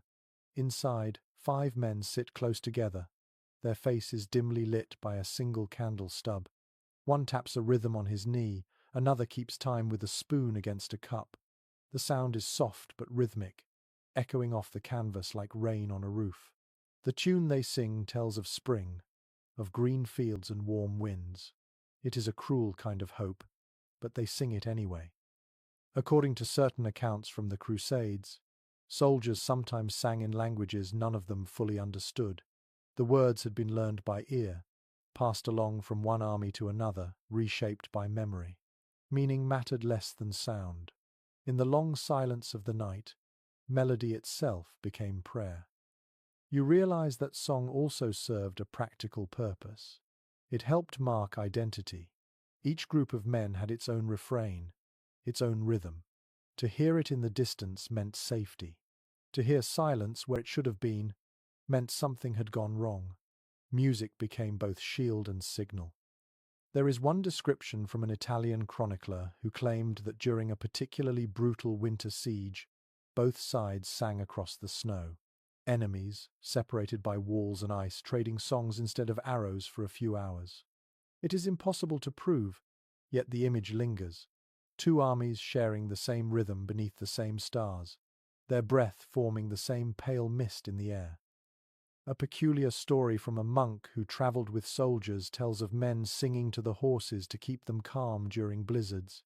The monk wrote that the animals would sway gently, tails flicking in rhythm, as if they too understood the comfort of a tune. You smile at the thought how music bridges everything alive. Modern scholars sometimes argue whether these moments of music had real effect on morale or were simply habits to fill silence. But as you listen now, the answer feels obvious. The camp is warmer, if only in spirit. The men's laughter after each verse rings quietly but clearly, rippling across the snow like a candle flame carried by wind. The melody shifts. One voice begins a slower tune, softer, more fragile. It sounds like a lullaby, though no child is here to hear it. The others join, their voices dropping to whispers by the last line. The sound fades into the air and vanishes completely, leaving only the sigh of wind against the tents. For a moment, the night feels lighter. You think of how sound itself becomes warmth. A song holds the memory of heat, even when no fire burns. The heart listens, the body believes, and the world feels a little less cold. The men settle back, eyes half closed, smiles faint and tired but real. Some hum as they drift towards sleep, their voices merging with the slow rhythm of breathing across the camp. The stars are brighter now, untouched by cloud. You tilt your head back and imagine those same stars listening centuries ago, hearing the same worn melodies rising through the frost. It is a comforting thought that sound outlasts everything, that even the faintest voice carries across time. You sit quietly for a while, letting the echo fade. Then, somewhere in the dark, another song begins, quiet and familiar. You cannot tell who starts it, but the tone is gentle, almost like a sigh. You close your eyes, and for the first time tonight, it feels easy to rest. The music drifts through you like warmth itself, soft and human, keeping the cold at bay. When the last song fades into silence, the darkness settles heavy again, and the men retreat into themselves. You walk among the tents, and the sounds change. Less music now, more whispers. These are not songs but quiet words to unseen listeners. Some men pray, others mutter to charms or tokens hung around their necks. You realize that faith, in all its strange shapes, is as present here as the snow. It is noted in many period writings that medieval soldiers depended as much on belief as on rations or weapons. The cold could not be fought by strength alone, so they turned to what they understood best: ritual and superstition. A man might wear a small cross sewn into his cloak, or a coin touched by a priest before battle. Others kept bones, carved symbols, or scraps of parchment scrawled with verses. These small objects were warmth for the spirit, invisible shields against the unseen. According to certain monastic accounts, soldiers prayed before sleep, not always to win battles but to survive the night. They asked for dreams instead of death, for warmth instead of glory. The words were simple: murmured half in habit, half in hope. You can almost hear them now, the faint repetition of "Protect me, Lord," carried on the slow rhythm of the wind. A curious record from a Spanish chronicler tells of soldiers hanging charms made of twisted iron wire above their tents to keep away cold spirits. Others carried fragments of saints' relics, believing the heat of holiness could shield them. One man wrote that he slept each night with a rosary wrapped around his wrist because the touch of the beads was the same as touching home. Researchers continue to discuss whether these rituals were purely symbolic or had psychological power. Some scholars claim faith gave structure to chaos, helping men endure what reason could not. Others argue it was simply a matter of habit, gestures performed to fill the silence. Whatever the explanation, the effect is unmistakable. You can feel the quiet confidence in their movements, the stillness of those who have given fear to something greater than themselves. Not all beliefs were Christian. Soldiers carried the remnants of older traditions, bits of folklore and magic absorbed from villages and hillsides. A Saxon archer might whisper charms against frostbite. A French mercenary might spit into the snow before lying down, thinking it would confuse demons. A Hungarian horseman might tie a red thread around his wrist to ward off sickness. None of them would speak openly about it, but every camp held its private mysteries. There are mentions in several chronicles of soldiers fearing the presence of night spirits, shadows that fed on breath. Men covered their faces while sleeping to protect their souls from being drawn out. Some even painted small crosses on the inside of their tent walls with soot and grease, a dark blessing no one spoke of in daylight. An especially peculiar detail from an Italian observer describes how soldiers melted snow to wash their hands before prayer, calling it the cleansing of the frost. The gesture was more symbolic than practical, but it carried meaning. Cold water on bare skin in such weather must have stung like fire, yet they did it anyway. Perhaps it reminded them that pain could purify. Historians remain uncertain how organized these nightly devotions were. Some believe officers led collective prayers, while others insist faith was personal, each man speaking quietly to his own God. It seems likely both occurred, shifting with mood and circumstance. In some armies, chaplains moved through the tents offering blessings. In others, silence was preferred, a more private communion. You crouch beside a small group gathered in prayer. Their heads are bowed, hands clasped tightly. The candle between them trembles in the draught, its flame barely holding. They are not asking for victory tonight. You can tell by the way their eyes stay closed long after the words end. They are asking for dawn, for breath, for the strength to wake. A monk who once travelled with soldiers wrote that he envied their faith because it was forged in cold and danger. He meant that belief refined itself when tested by discomfort. In a warm monastery, prayer might be routine. Here, each word spoken through chattering teeth feels earned. You nod to yourself, understanding. There are also stories of men who rejected prayer altogether, yet carried habits of it anyway. They cursed loudly by day and fell silent by night, their hands still moving in patterns learned as children. Perhaps faith never truly leaves, only hides until it is needed. The wind outside grows stronger, rattling the tents like distant thunder. Inside, the men shift closer to one another, murmuring final words before lying down. Some kiss their charms, others press their fingers to small crosses, others simply close their eyes and trust that something unseen still watches. You notice one soldier lying apart, staring upward. His lips move, but no sound escapes. His eyes are fixed on the roof of the tent, following the flicker of shadows cast by the candle. He might be praying, or he might just be thinking. Perhaps the two are the same. A faint calm spreads through the camp. The prayers fade, the wind steadies, and a strange peace settles over the sleeping men. Faith has done its work. It has quieted the mind, if not the cold. You feel it too, a softness that has nothing to do with temperature. As the candle gutters out, the last light falls across a scattering of charms on the ground: iron wires, beads, bits of bone. They glimmer briefly, catching what remains of the flame, then fade into the dark. Outside, snow begins to fall again, silent as blessing. You close your eyes and let the silence rest on you like a prayer you never learned, but somehow understand. In this cold world, belief is warmth, even when it cannot be seen. The night deepens until the air feels like glass, sharp enough to cut each breath. Around you, the camp is still, but inside the tents the men begin to drift toward dreams. The human mind, when pressed by exhaustion, becomes a strange landscape. It wanders where the body cannot. You can almost feel it happening now, the slow unraveling of thought as soldiers sink into uneasy sleep. Accounts from medieval campaigns reveal that soldiers often dreamed vividly during the coldest months. Hunger, fear, and sleeplessness carved strange images into their minds. One knight wrote that winter dreams were half born of prayer and half of frost. They blurred memory, longing, and imagination until all became one. The body shivered while the mind wandered home. Some surviving letters describe dreams filled with food and warmth.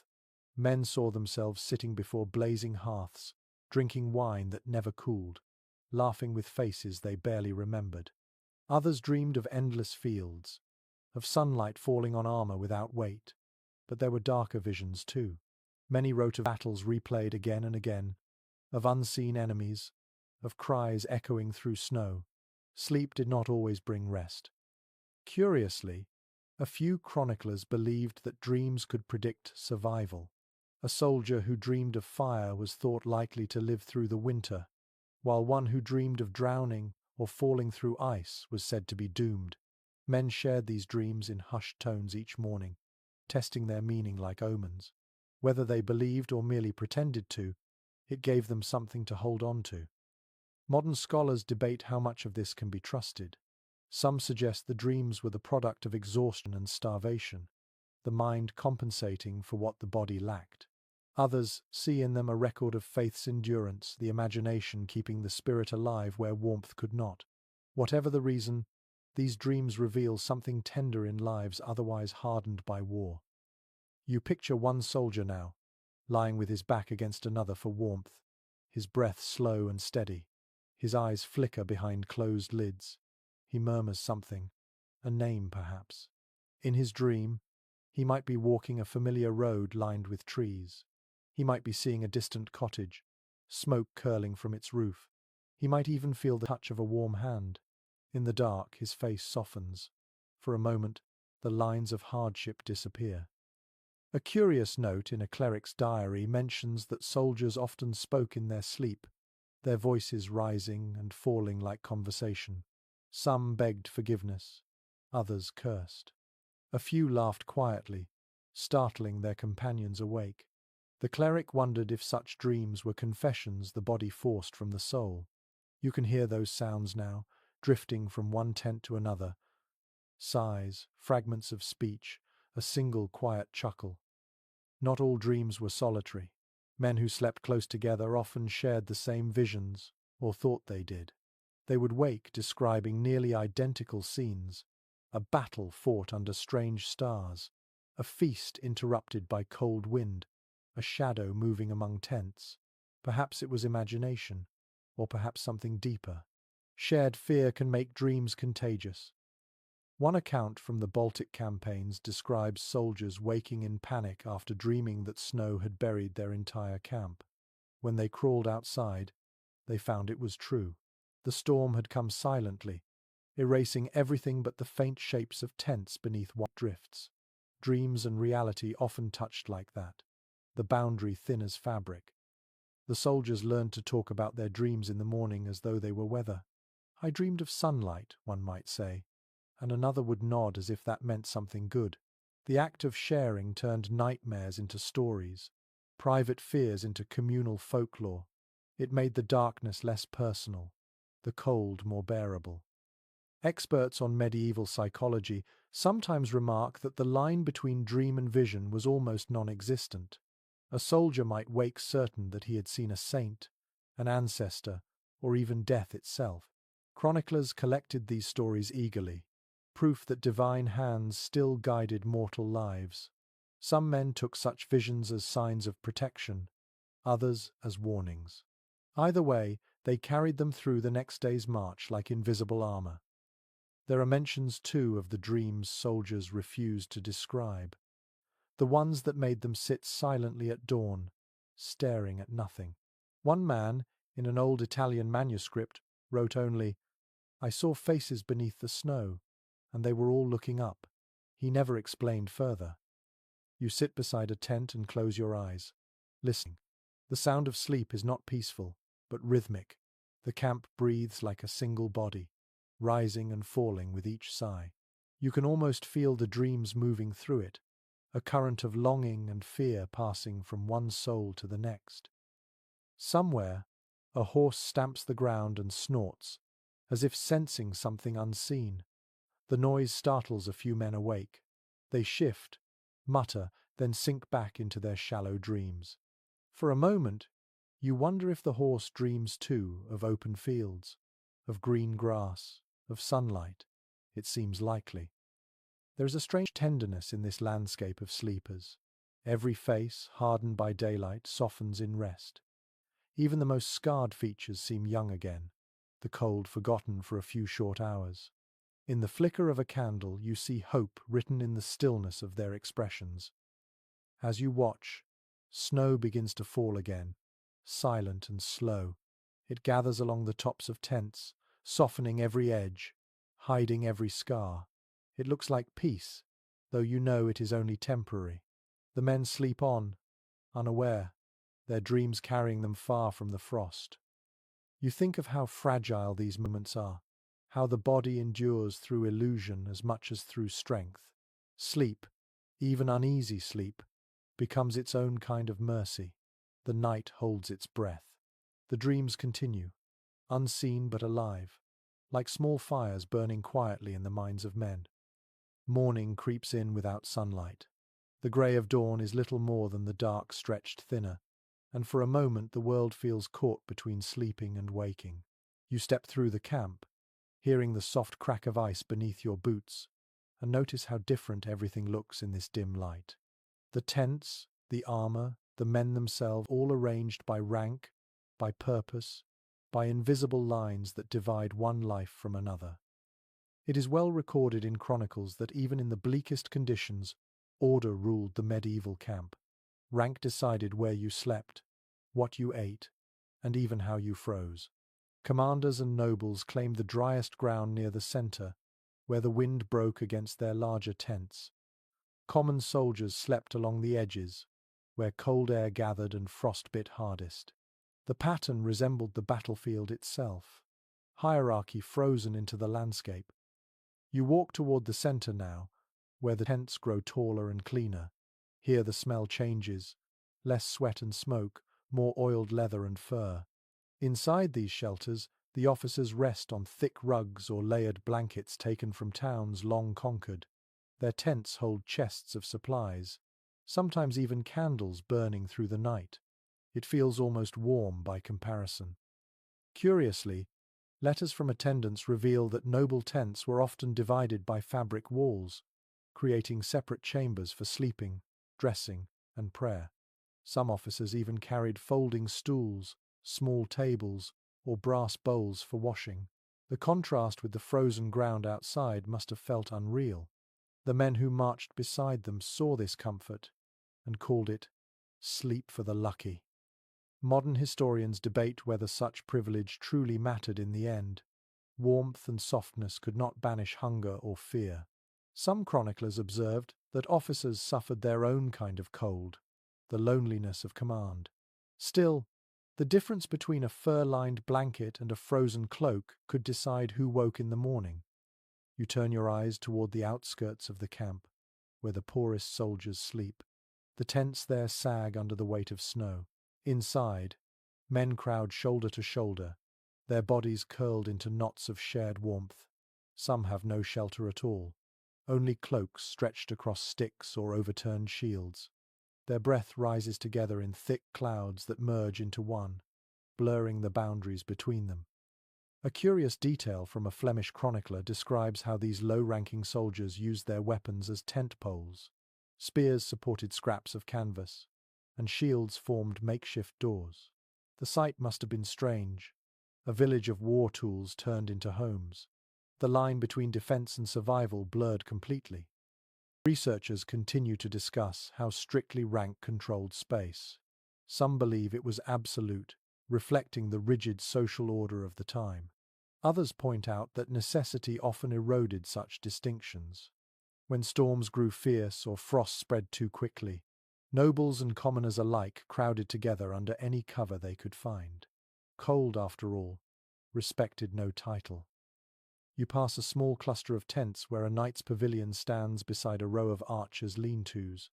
A servant stirs a pot of thin broth outside, and the smell of it drifts through the air. The knight emerges, wrapped in a fur cloak, and takes a seat on a wooden stool while his men eat crouched on the ground. He looks tired rather than proud. The hierarchy here feels fragile, kept alive more by habit than conviction. In some accounts, commanders were said to share their tents during the harshest nights, not from generosity but from strategy. Keeping trusted men close reduced risk and strengthened loyalty. A warm tent was a currency of its own. You can imagine those quiet conversations in the dark plans whispered between sips of wine, the flicker of candlelight catching on steel. Common soldiers, by contrast, relied on proximity rather than privilege. They slept in groups of 5 or 6, arranged by friendship or chance. Inside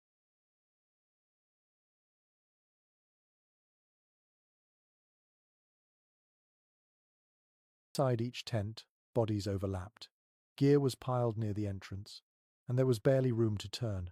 It was cramped, smelly, and yet somehow intimate. Those who survived long winters together formed bonds deeper than any oath sworn in daylight. One fascinating fragment from a chronicler describes how rank could momentarily dissolve during moments of crisis. When blizzards came or supplies ran low, officers might step outside their tents and share food or blankets with the men. Pride gave way to practicality. Then, as the storm passed, structure returned like frost reforming after thaw. You pause near a fire pit buried under snow. The ashes are cold, scattered by wind.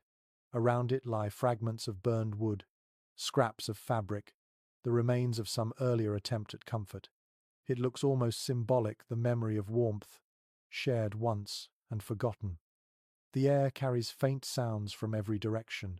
Someone sharpening a blade, someone coughing, the low murmur of voices discussing the day's orders. Even here, among exhaustion and cold, discipline persists. A soldier's world is built on rhythm, on doing what must be done before thought has time to protest. You realize that hierarchy in these camps was not merely about authority but about endurance. The men at the bottom learned patience, the men at the top learned responsibility. Both suffered differently but equally under the same sky. In this shared hardship, the distinctions that filled history books seem thinner than they appear. As daylight strengthens, the camp stirs fully to life. Officers step from their tents, eyes squinting against the glare of snow. Servants fetch water from frozen streams. The lower ranks begin rolling up their bedding, stamping warmth back into stiff limbs. All move with purpose, each role practiced, each gesture part of a fragile order holding chaos at bay. You step back and take in the entire scene. It is beautiful in its bleakness. A hierarchy carved into ice, discipline etched onto every breath. In the distance, the wind rises again, and the banners above the command tents shiver like restless ghosts. Rank will fade, battles will end, but for this morning, structure is survival. You breathe out, your breath joining the mist that hangs above the camp, and feel a quiet respect for these men who carried order into the heart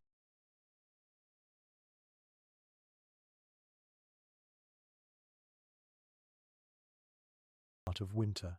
Even in the coldest darkness, they built their own kind of symmetry. The camp quiets as daylight fades again, but not everyone within it is a soldier.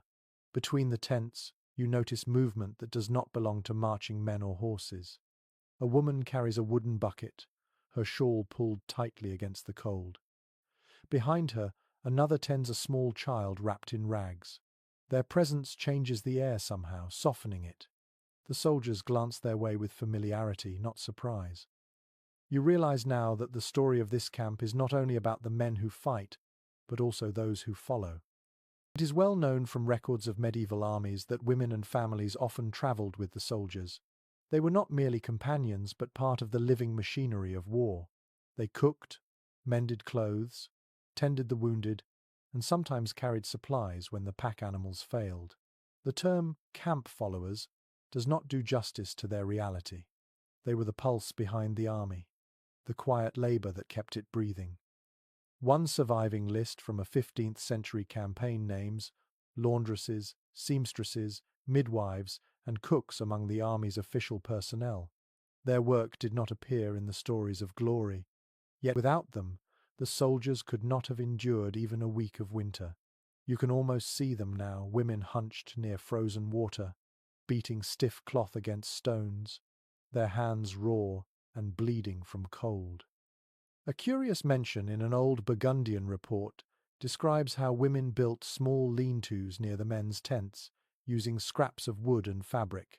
These spaces were warmer, crowded with laughter and children's chatter. At night, when the camp grew silent, faint lullabies drifted from these shelters, songs meant to quiet babies but heard by weary soldiers too. It must have been strange comfort, the sound of family life surviving among war. Scholars still discuss the moral tension surrounding these camp followers. Some churchmen condemned their presence as sinful, while commanders recognized them as indispensable. In truth, the lines between duty and companionship blurred easily in the cold. A woman might spend the day boiling linen for bandages and the night sharing warmth with the man whose wounds she dressed. It was not romance in the modern sense, but something more practical and raw, a quiet pact of survival. Inside one of these smaller tents, you see a woman mending a torn cloak by candlelight. The fabric is stiff, the thread uneven, yet her hands move with steady skill. A soldier sleeps beside her, his head resting on his folded arm. She glances at him once, smiles faintly, and continues her work. The air smells faintly of tallow and smoke. You sense that this simple act of repair carries more devotion than any prayer uttered outside. According to letters preserved from a Swiss mercenary, women often shared the men's rations and hardships. They trudged through the same snow, carried water from the same frozen rivers, and sometimes even picked up weapons when danger came too close. Some fought in disguise, their names lost to history. Others stayed behind to tend the sick, their tents turned into makeshift infirmaries. A strange but touching detail from a chronicler of the Wars of the Roses describes soldiers who left small trinkets or coins near the tents of women who had nursed them back to health. These were silent tokens of gratitude, gestures that replaced words. It reminds you that kindness, even in war, finds its own secret ways to speak. There are reports, too, of tensions.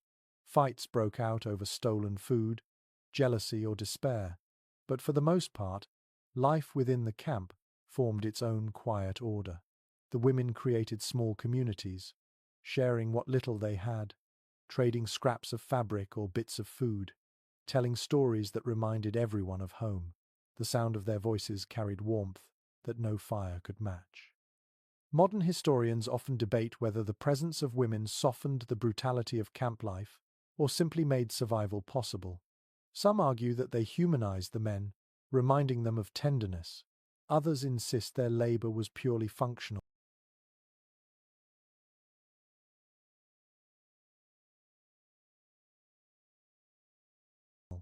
a necessity rather than sentiment.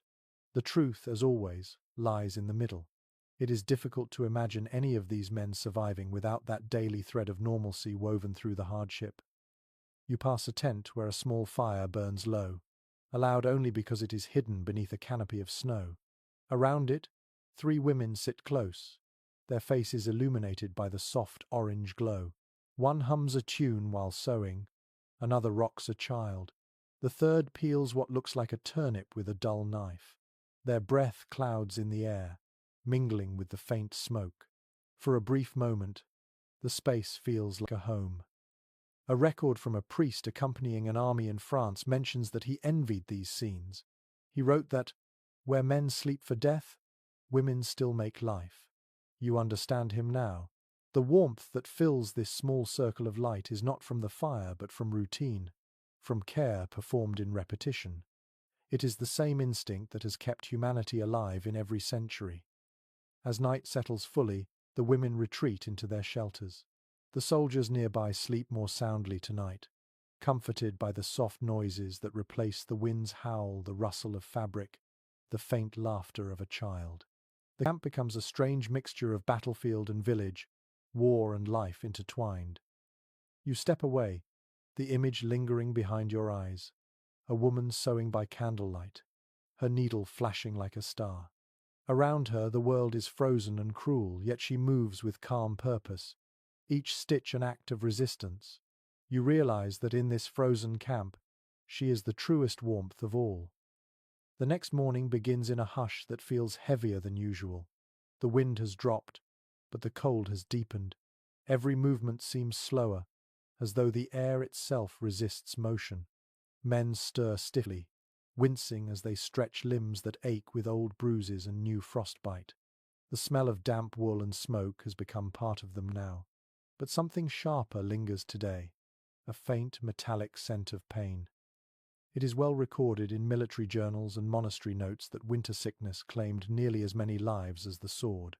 Frostbite, fever, infection, and exhaustion crept silently through the camp. Healers worked with little more than faith and improvisation, combining prayer with crude treatments. You walk past one of their makeshift shelters now, a tent marked by strips of cloth tied to its poles. Inside, the moans are low and rhythmic, as if pain itself has become part of the weather. Contemporary records describe a handful of remedies that sound miraculous or absurd, depending on how you see them. For frostbite, men rubbed their hands with snow, believing cold cured cold. For fever, they drank wine steeped with herbs or pressed hot stones against the chest. Honey was prized for wounds when it could be spared, and animal fat served as a balm against cracked skin. It was a fragile balance of wisdom and desperation. One particularly vivid account from a Venetian doctor mentions soldiers wrapping frozen fingers in rags soaked with their own urine, convinced the warmth would restore blood flow. The method disgusted observers but sometimes worked. Another wrote of men who stuffed their boots with moss soaked in vinegar to ward off infection. You almost smile at the strange ingenuity born of necessity, the quiet stubbornness of bodies refusing to surrender. Scholars remain divided over how effective these early treatments were. Some argue that luck mattered more than medicine, that recovery depended on youth and endurance. Others suggest that even crude hygiene and herbal salves prevented greater suffering. What none dispute is that medieval camps reeked of illness. You can smell it now, the sour odor of sweat, rot, and unwashed fabric mixed with the faint sweetness of herbs. Inside one tent, a woman wipes the brow of a wounded soldier. His face is pale, lips blue around the edges. The candlelight flickers across his armor piled nearby. Useless now. The woman dips a cloth into warm water, though the steam barely rises in the cold. She presses it gently to his forehead, whispering something too soft to hear. It is not medicine, but it is care. Sometimes that was all they had. According to the writings of Brother Armand, a monk who followed French troops, soldiers believed certain metals carried healing power. Iron, they thought, drew out sickness. Bronze protected against fever. Many slept with their daggers beside them, not for defense but for health. Some tied bits of iron to their wrists or ankles. Others placed coins under their tongues to warm the blood. The faith in these charms blurred the line between superstition and treatment. There are accounts too of commanders hiring wandering healers who mixed science and mysticism in equal measure. These men and women carried pouches of herbs, bottles of oils, and relics they swore could cure anything. Some muttered prayers as they worked. Others recited fragments of forgotten languages. A few were frauds, but others left behind records of surprising success. Garlic poultices for wounds, willow bark for pain, mead to clean the mouth, all ancient wisdom disguised as magic. Curiously, soldiers often distrusted doctors but trusted nurses. Care from a familiar face, even one untrained, seemed safer than the hands of a stranger wielding knives. You picture a young archer refusing the surgeon's blade, letting a comrade pour hot wine over a gash instead. The scream is brief, the relief slower. The body endures because it must. Archaeologists studying old encampments have found traces of ash mixed with bone and herbs near fire pits, remnants of salves prepared on cold nights. Some ingredients, like sage and juniper, have real antibacterial qualities. Others, such as powdered horn or dried blood, belong more to the realm of faith than fact. It seems the line between knowledge and belief was as thin as the canvas that shielded them. You imagine how it must have felt to fall ill here, to shiver in a tent where even breath turned to frost. Fever would bring strange visions. Pain might sound like a distant drumbeat. Those who survived spoke of dreams filled with warmth, as if the mind itself tried to create what the world had stolen. There is a small sound beside you now, a cough, wet and heavy. A soldier sits wrapped in his cloak, his skin pale beneath the grime. Another hands him a flask of wine, muttering encouragement. No one asks whether he will recover. Questions like that have no meaning here. They focus instead on what can be done now. A sip of warmth, a shared blanket, a few words. In a rare letter from a Hungarian knight, he wrote that sickness in the camp taught us gentleness. He meant that suffering stripped away pride. Rank disappeared when the body failed.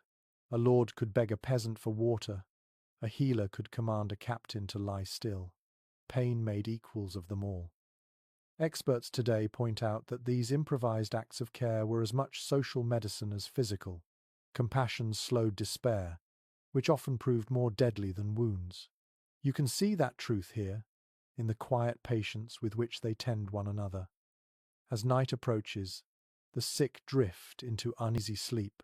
Some murmur prayers, others sigh softly, their breaths mingling in the cold. A faint smell of burning herbs seeps from the tent, sage and smoke mingling with the frost. Outside, snow falls again, covering everything in silence. You stand there for a long moment, watching the flicker of candlelight behind the canvas, the shadows moving like fragile spirits. It strikes you that survival, in a place like this, is not only a matter of strength but of shared endurance. Every act of care, no matter how small, is an act of rebellion against the cold. You breathe deeply, and the air stings your lungs, filled with both life and decay. Somewhere behind you, a soft voice begins to hum a tune, low and steady. Perhaps it is a prayer, perhaps a lullaby. Either way, it sounds like healing. The sound of wind is constant now, a low moan that seems to come from the earth itself. The men are packing their belongings, faces drawn tight with fatigue. They have stayed too long in one place, and the order has come to move. You can feel the unease running through the camp like a current. No one likes marching in winter, but the frozen landscape leaves no choice. The road ahead stretches white and endless. Contemporary accounts describe these winter marches as the hardest part of a campaign. Sleep became a luxury, warmth a memory. Soldiers trudged through snow that swallowed their boots, their armor stiff with ice. The pace was slow, the danger constant. Each step could mean sinking into a drift or slipping on unseen frost. You can hear it now, the crunch of snow under hundreds of feet, the groan of wagons stuck in mud, turned to stone. According to several medieval journals, armies often broke camp before dawn to make use of the limited daylight. The soldiers moved in silence, breath rising in small clouds. Horses struggled forward, snorting steam. The wheels of carts creaked, their rims frozen hard as iron. Behind them, the camp they had just left vanished beneath new snow, as if it had never existed. A curious detail appears in a letter written by a knight from Burgundy. He described how men tied cloth or straw around their boots to keep the snow from cutting into their legs. It worked for a few hours before freezing solid. When they stopped to rest, they had to break the ice away with knives. The letter ends with a single line. The ground itself fights us. You can almost feel that resistance beneath your own feet. Scholars have long debated how far soldiers could march in such conditions. Some claim 15 miles a day, others half that. The truth likely shifted with terrain, morale, and hunger. The body grows slower when sleep is only a rumor. Still, they kept moving, drawn forward by duty, fear, and the promise of anything warmer ahead. There is a strange rhythm to these marches. The men walk in long lines, each following the footprints of the one before. The snow muffles sound, so the only noise is breathing, the soft thud of steps, and the occasional jingle of chainmail. You look around and realize that everyone is enclosed in their own silence, thoughts locked away behind numb faces. One report from the Baltic campaigns describes how men fell asleep while walking. Their bodies kept moving even as their minds drifted away. Some stumbled into ditches or fell beneath carts before anyone noticed. Companions would shake them awake, curse them, and pull them back into line. The body obeys habit even when the mind has given up. It is recorded that commanders tried to keep spirits high with songs or prayers shouted along the march. The words froze in the air, carried away by wind. Still, the noise reminded the men that they were not alone. You can hear that faint chorus now, scattered and uneven, echoing across the fields like a memory of warmth. A peculiar account from an English chronicler tells of soldiers spreading their cloaks over their shoulders and walking backward during blizzards to shield their faces. The idea sounds foolish, yet it worked. Vision mattered less than endurance. When the storm grew too fierce, they formed tight groups, pressing together like migrating birds, sharing heat as they moved. Experts continue to discuss how such marches affected survival.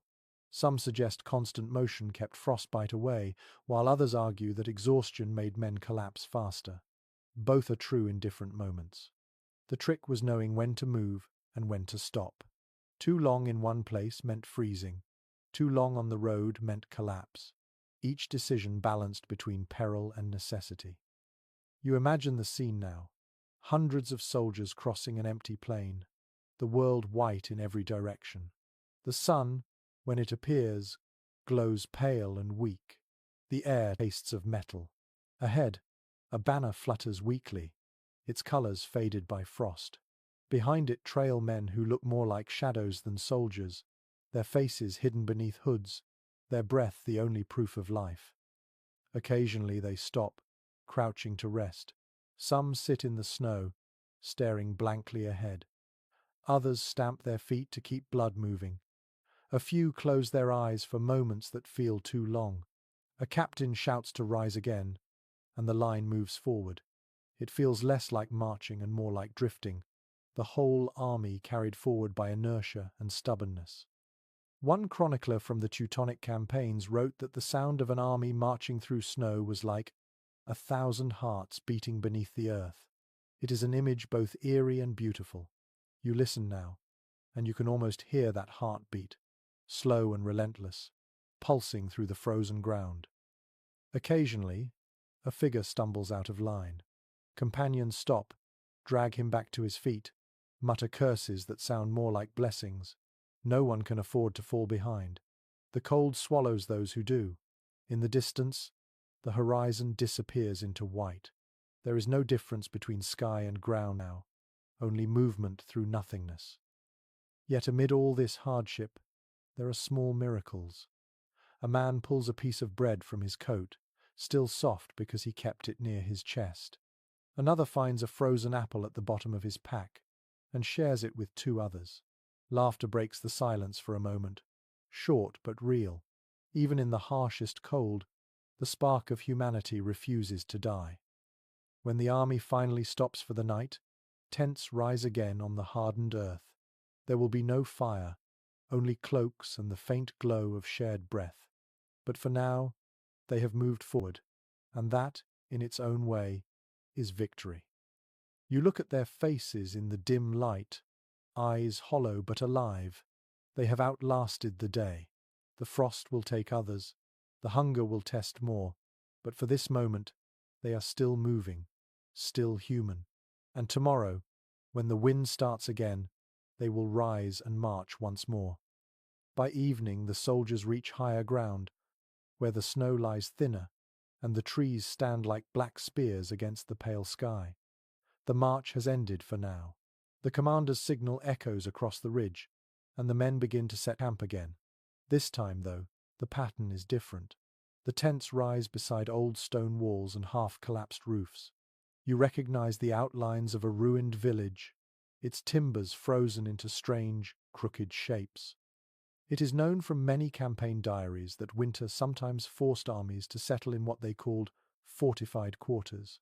These were not castles in the romantic sense, but whatever shelter could be held or repaired: a barn, a monastery, an abandoned manor, even the remains of a burned hamlet. Inside such walls, soldiers could finally rest without the constant fear of exposure. According to an account from a Burgundian officer, men rushed to claim corners of any structure that still had a roof. The lucky ones found straw or leftover furniture to burn. Others tore down doors and fences for wood, laughing as the warmth filled their hands again. The laughter was rough and desperate, but it carried a music all its own. A curious note from an Italian chronicler describes the way these makeshift garrisons looked from a distance: half ruin, half fortress.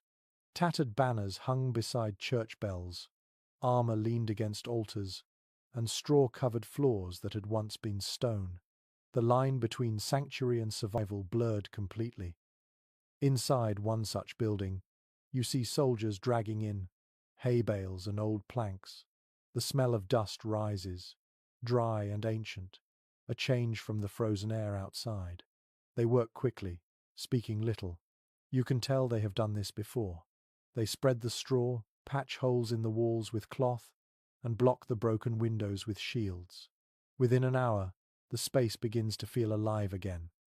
A letter from a northern knight records that officers often took over the largest structures while their men slept in barns or cellars. The hierarchy of the open camp followed them indoors. Yet the difference mattered less here. Everyone could feel the walls keeping out the wind. The sound of the storm became distant, muffled by stone. Scholars still discuss how long armies could remain in such quarters. Some stayed only a few nights before moving on, while others lingered for months, turning villages into temporary towns. Soldiers repaired roofs, hunted nearby forests, even planted small gardens when the thaw came early. The war paused, but life continued in quieter rhythms. You imagine one of these nights now. A group of men sits near a fire built carefully within an old hearth. The flames throw their shadows against cracked walls. A few dice roll across the floor, their clatter sharp in the stillness. Someone hums, another sharpens a knife, and for the first time in weeks the air feels almost human. There are reports from monastic chronicles describing how soldiers shared space with monks during such winters. The two groups made uneasy companions, one devoted to war, the other to peace. Yet both understood hardship. The monks offered bread and ale. The soldiers offered protection. In some cases, friendships formed that lasted long after the war ended. A strange, telling detail appears in the writings of a French abbey. The brothers complained that soldiers dried their wet clothes on the same altars where candles burned, filling the church with the smell of smoke and sweat. Still, they admitted that when the men left, the silence felt emptier. Even war brought warmth in its own crude way. Modern historians argue about how these fortified camps changed the course of campaigns. Some claim they preserved armies that might otherwise have perished. Others believe they prolonged wars by giving soldiers enough strength to fight again in spring. Whatever their effect on history, they reveal how adaptable the human spirit can be. You look around one of these shelters now and notice the small touches that turn ruin into home. Someone has carved initials into a beam. Another has hung a piece of coloured cloth from a spear tip, a scrap of beauty in the dark. A child, perhaps one of the camp followers, sleeps beside her mother in a corner, wrapped in a cloak that once belonged to a fallen soldier. The night outside grows colder. but inside the walls, the fire crackles softly.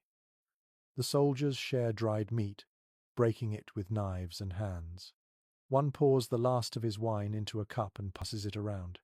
They speak of nothing important. Stories of foolish commanders, memories of warm summers, jokes about frozen boots. Their laughter fills the space. And for a while the war feels distant. A chronicler who lived through one such winter wrote that stone remembers warmth. He meant that every fire lit in an old ruin leaves its trace in the walls. You can feel it too, the faint echo of comfort spreading through the stones around you. The storm outside rages against the roof, but the building holds steady. In the far corner, a soldier kneels before a broken statue of a saint.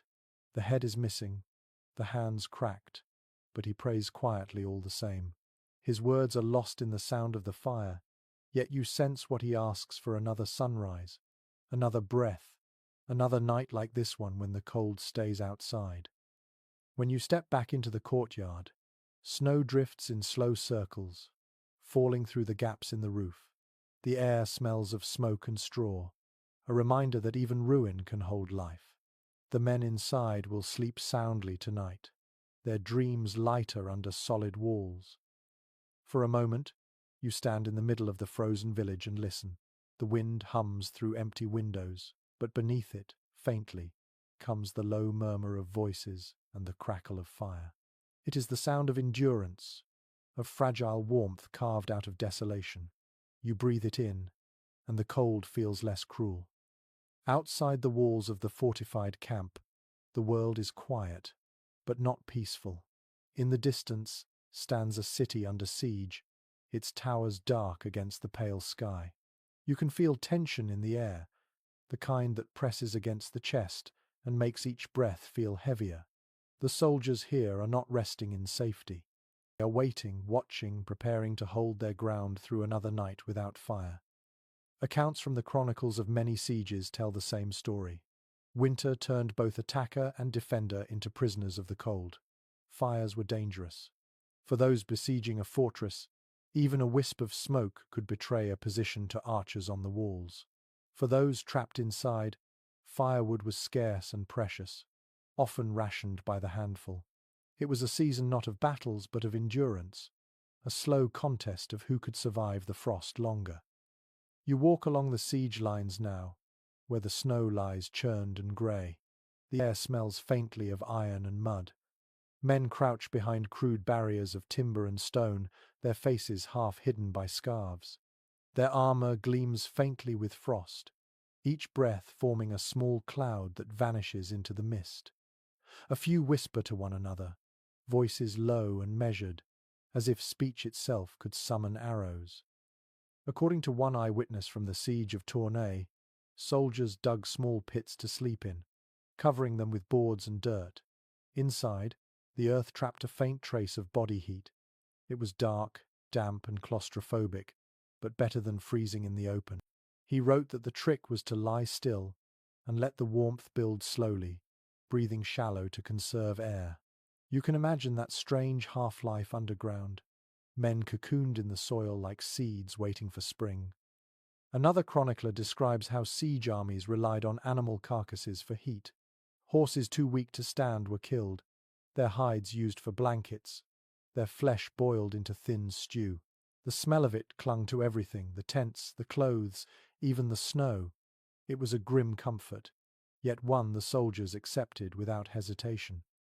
A curious story survives from a German campaign. A group of soldiers, unable to risk fire, filled their helmets with coals during daylight and buried them in earth to keep them warm. At night, they dug them up and held them close, the faint heat glowing like hope itself. The practice was dangerous, sometimes burning the hands that held them, but warmth was worth the risk. Modern scholars discuss how often these desperate methods worked. Some claim the men learned to live at the edge of frostbite, their bodies hardened by repetition. Others argue that many simply froze quietly, their deaths unrecorded, their names lost beneath snow. Yet even silence speaks, and the presence of these crude shelters and pits across Europe testifies to lives lived at the brink, You walk closer to the city walls now. They rise like cliffs from the snow, covered in ice that glitters faintly in the moonlight. The defenders' fires glow weakly through arrow slits, tiny dots of amber in the dark. You realize how strange it must have been for both sides to see warmth so close and yet unreachable, to smell smoke but not feel its heat. Inside the besieged towns, conditions were no better. Chroniclers tell of people burning furniture, doors, even icons to keep from freezing. Bread was rationed, water frozen solid in wells. Those who survived wrote of nights so cold that the sound of breaking ice echoed through empty streets like footsteps. You can almost hear it now, a brittle rhythm carried by wind. According to letters from a French garrison commander, soldiers slept in shifts to conserve fuel. One half of the group would stand watch while the other huddled together, using the heat of their bodies instead of fire. He called it the turning of the warmth. Every 2 hours they traded places, the sleepers rising to give their heat back to the newly cold. It was a grim choreography of survival, performed without music or pause. There are stories of strange alliances forming during sieges in winter. Enemies sometimes agreed to temporary truces to bury the dead or exchange food. Once, during a storm, attackers and defenders both ceased fighting for 3 days, each hidden behind snow, each too frozen to hate the other. When the sky cleared, they resumed as if nothing had happened. A monk who witnessed such a siege wrote that the cold became God's peace. He meant that frost forced men to remember their shared weakness. You think of that now, watching soldiers from one camp gaze across at the faint fires of their foes. They do not shout, they do not fight. They simply watch the same snow fall between them. Some historians still debate whether winter truly favored attackers or defenders. Some say the walls gave shelter, others that the open fields provided freedom to move. What seems clear is that the season cared for neither side. The cold was an equal ruler. You turn your gaze to the horizon, where the siege lines vanish into mist. The camp behind you sleeps in scattered fragments, men curled in holes, wrapped in cloaks stiff with frost, faces hidden against the dark. Their dreams, if they come, will be short and shallow.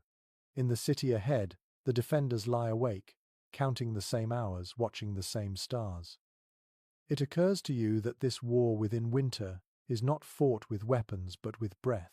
Every exhale is a tiny victory, proof of life against the weight of silence. The wind rises suddenly, carrying the faint groan of the frozen ropes and the clink of distant armor. You close your eyes and listen. The siege continues, not in shouts or drums, but in the sound of men refusing to surrender to the night. The snow begins again, soft and steady. It blurs the boundary between camp and city, between soldier and enemy, between life and memory. For this one moment, the world holds still, suspended in the slow rhythm of survival. By the time midnight falls, the siege lines are buried again in silence. The snow absorbs every sound, softening the edges of the world until nothing feels solid. You step through the camp and notice how quiet it has become. No laughter, no arguments, not even the creak of armor, only the faint rhythm of breathing and the soft hiss of wind across the drifts. The world has been swallowed by stillness. Writers from the period often spoke about this kind of silence as if it were alive. It frightened men more than any noise of battle. One chronicler from Burgundy called it the silence that listens. He believed that in such moments even thought seemed to echo too loudly inside the skull. It is easy to understand him. You can hear your own heart beating here, heavy and deliberate, a reminder that sound itself becomes fragile in cold. According to the notes of a French scribe who travelled with the army, the quietest nights came when snow fell without wind. Each flake softened the air until even footsteps disappeared. He described standing watch and realizing that he could no longer hear his own movement. It was like walking inside a dream. You can almost feel that same sensation now. The strange piece of sound erased. A world where even breath becomes uncertain. A curious entry in a monk's journal compares winter silence to prayer. He wrote that the cold teaches humility, for it makes every man whisper. His words linger with you as you look around. The camp feels like a cathedral without walls. The soldiers, its silent congregation. No one speaks, yet the shared stillness feels like devotion. Modern historians have tried to imagine how this soundlessness affected morale. Some think it calmed the men, giving them brief moments of reflection. Others argue it made fear worse, the absence of sound amplifying every small noise that did occur. A twig snapping could sound like thunder, a horse's breath like the approach of ghosts. You feel that tension now, the awareness that quiet can be both comfort and threat. You walk past a group of sentries standing along the perimeter. They do not talk. Their spears are planted in the snow, their faces half covered with cloth. One man shifts slightly, his armor giving the faintest metallic sigh. The others glance toward him instinctively. In this kind of silence, every sound carries weight. According to one chronicler from the Baltic campaigns, soldiers would sometimes whisper or hum softly just to remind themselves they were not alone. The habit began as superstition but became a kind of ritual. Some even claimed that humming warmed the chest, a small spark of heat created by the vibration of their own voices. Perhaps it did. You hear it now, faint and steady, the low tune of a man trying to hold the dark at bay. Another account describes how silence in the snow could play tricks on the mind. Distance vanished. A man might hear what seemed like a voice or a step, only to find nothing there. Some believed spirits wandered the fields on such nights. Others blamed exhaustion. Either way, silence made imagination louder. There is something haunting about how still the camp feels now. Even the horses are quiet, their breath rising in slow streams that vanish before reaching the stars. The snow glows faintly, reflecting the moon, and for a moment you think you can see movement in the distance. Then you realize it is only the shifting of light, the world breathing through frost. A traveler's record from the late 14th century describes standing outside a winter camp and hearing nothing at all, not the wind, not the men, not even the fire. He wrote that it felt like being suspended between life and death, caught in a moment that refused to move forward. You understand him. This kind of silence feels eternal, like the world itself is holding its breath. Some experts argue that this silence may have offered soldiers rare peace. Without sound, there was no need for words or orders, no reminder of command or chaos. The body rested even when the mind could not. But others note how easily such quiet could break a person. Too much stillness becomes a mirror, forcing men to listen to their own thoughts, to hear fear whispering where no enemy stands. You pause in the middle of the camp and close your eyes. The stillness presses close, heavy and cold. For a moment, you imagine that you are alone in the world, surrounded only by air and memory. Then a small sound breaks through the creak of leather, the soft sigh of a man turning in his sleep. It is barely audible, but it feels enormous, like a bell in the distance. The silence reshapes itself around it, and life returns to the camp. The snow continues to fall, thick and patient. It covers the footprints you made minutes ago, erasing every trace of movement. The tents become rounded mounds of white. From somewhere far off, a single crow calls once and is answered by nothing. The world goes still again. You realize that this silence is not absence but presence. It holds everything within it.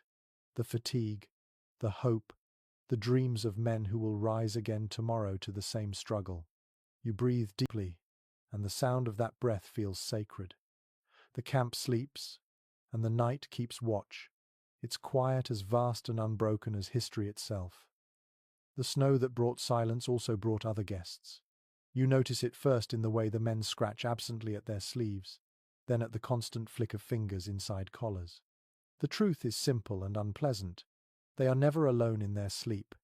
Every fold of fabric, every layer of straw, carries life of its own. It is written in countless reports that winter camps crawled with small invaders. Lice, fleas, and rats followed armies as faithfully as banners. The cold slowed them, but never stopped them. Soldiers learned to live with the constant itch, the soft rustle in the night, the tiny movements just out of sight. The battle against the cold was only half the struggle. The other was against what the cold failed to kill. According to one chronicler from the German states, lice were so common that soldiers joked about naming them. They called them camp friends and flicked them into the fire during the day, watching them pop with grim satisfaction. You can almost hear the crackle of that small private war beside every tent. A curious note in an English soldier's diary describes how men tried to fight the pests with vinegar or ashes. They rubbed their skin raw with handfuls of straw, believing it would scrape the insects away. It helped little. The lice returned within hours, hidden deep in seams and stitches. The scratching became a kind of music, constant and rhythmic, a sound that filled the quiet nights when no one dared speak too loudly. Experts still argue how severe infestations truly were. Some say they were universal, that no soldier ever escaped. Others think certain armies fared better with stricter hygiene, though water was frozen more often than flowing. Whatever the truth, every man who lived through a medieval winter learned the feel of something crawling on his skin. The fleas were worse in the straw beds. Chroniclers describe how soldiers could not sleep without shaking out their bedding first, though the result was only a moment's relief. Fleas thrived in the warmth of shared bodies, breeding in the very materials meant to bring comfort. When one man scratched, the others soon followed, laughter breaking out in the dark at the absurdity of it all. Then there were the rats. Their presence was impossible to ignore. They scuttled between tents, drawn by food scraps, gnawing at packs and boots. In many accounts, soldiers came to see them as part of the company. A nuisance, but also a sign that life remained. The rats moved where the men moved. They ate what the men ate. Some soldiers fed them crumbs, claiming it brought luck. A strange anecdote from a Flemish camp describes soldiers setting traps not to kill rats but to catch them for warmth. They tucked the captured creatures into pouches and let them sleep there, their small bodies radiating heat. It sounds grotesque, yet desperate times made desperate comforts. According to monastic observers, the presence of these creatures troubled priests deeply. They saw in them symbols of sin, reminders that filth and punishment walked together. They urged commanders to enforce cleanliness, to wash clothes and scrub tents. The soldiers listened politely and continued scratching. Water was too precious to waste on purity. Archaeologists studying old campsites have found bones and gnawed bits of wood near sleeping areas. The marks tell stories of quiet companionship, of men and animals bound together by need. Some graves even contain the remains of rats beside human bones, buried by accident or perhaps by strange affection.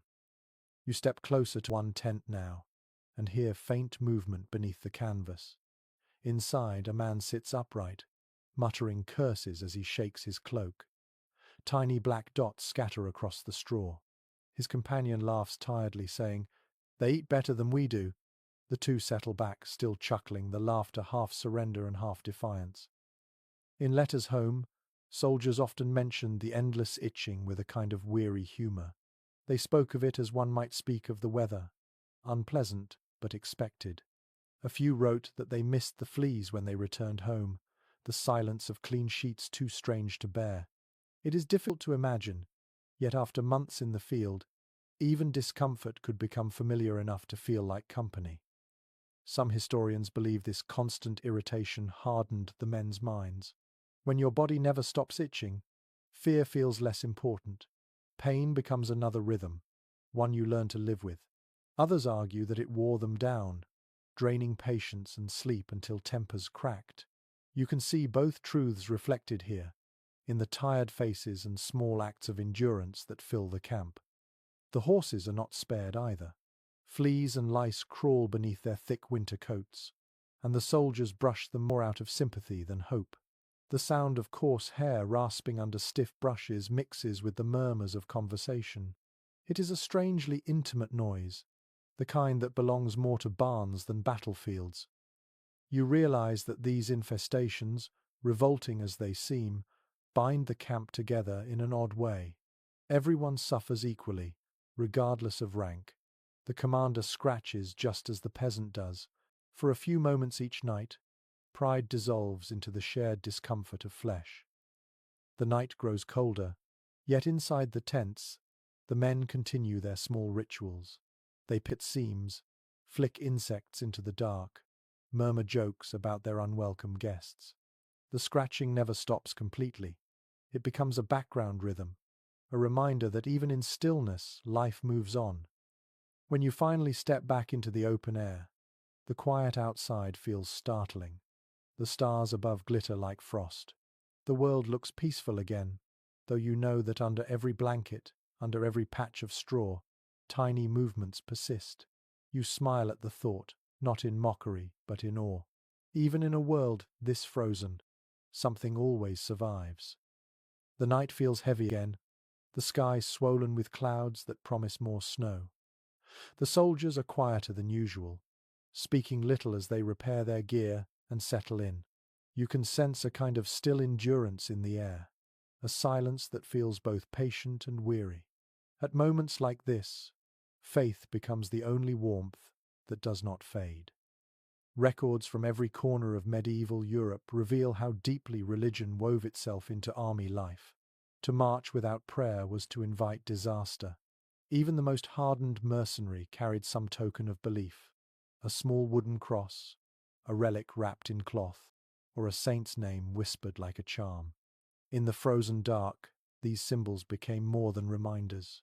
They were proof that something beyond the cold still cared whether a man lived or died. According to the journal of a Cistercian monk who followed the armies in Burgundy, priests moved through the camp before nightfall, offering blessings. The men bowed their heads, not always from piety but from habit. He wrote that the prayers hung in the air like smoke, fragile but unwilling to fade. You can imagine those words echoing among the tents, mingling with the sound of armor settling into the snow. A curious report from the Crusades describes how soldiers drew crosses in the frost before lying down to sleep. The marks melted quickly from their breath, yet they repeated the act every night. Some scratched small signs into their shields, believing the symbol would keep demons from entering their dreams. The gesture was simple, but it offered comfort in a world that rarely did. Modern historians continue to study how faith sustained soldiers through such conditions. Some argue that it gave meaning to suffering, transforming hardship into divine testing. Others believe it acted as a psychological shield, something that made fear easier to bear. Either way, prayer filled the gaps that no fire could reach. You walk through the camp and hear fragments of devotion everywhere. One man kneels beside his tent, whispering into cupped hands. Another presses his lips to a medal hanging from his neck. A group gathers near the horses, reciting the Lord's Prayer in low voices. Their breath rises together in the cold, forming clouds that glow faintly under the moonlight. Yet faith here is not all solemnity. Laughter follows the prayers, and teasing too. A soldier jokes that his charm works better than his sword, another that the saints must be frozen solid by now.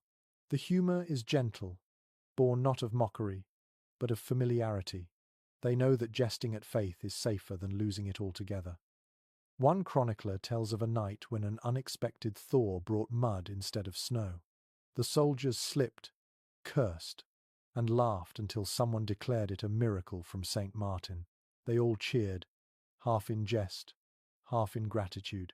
Faith in winter was not about theology but about survival of the spirit. There are also stories of doubt. Some soldiers refused to pray, claiming God had forgotten them. Others sought comfort in superstition instead. They tossed small stones into the snow for luck, whispered to the wind before sleep, or spoke to the stars as if they were old friends. Even disbelief carried its rituals. A letter from a squire to his brother speaks of the strange mix of hope and resignation that filled these nights. "We are taught that the cold purifies," he wrote, "but I think it only makes us honest." He meant that hardship stripped men of false words, leaving only what they truly believed.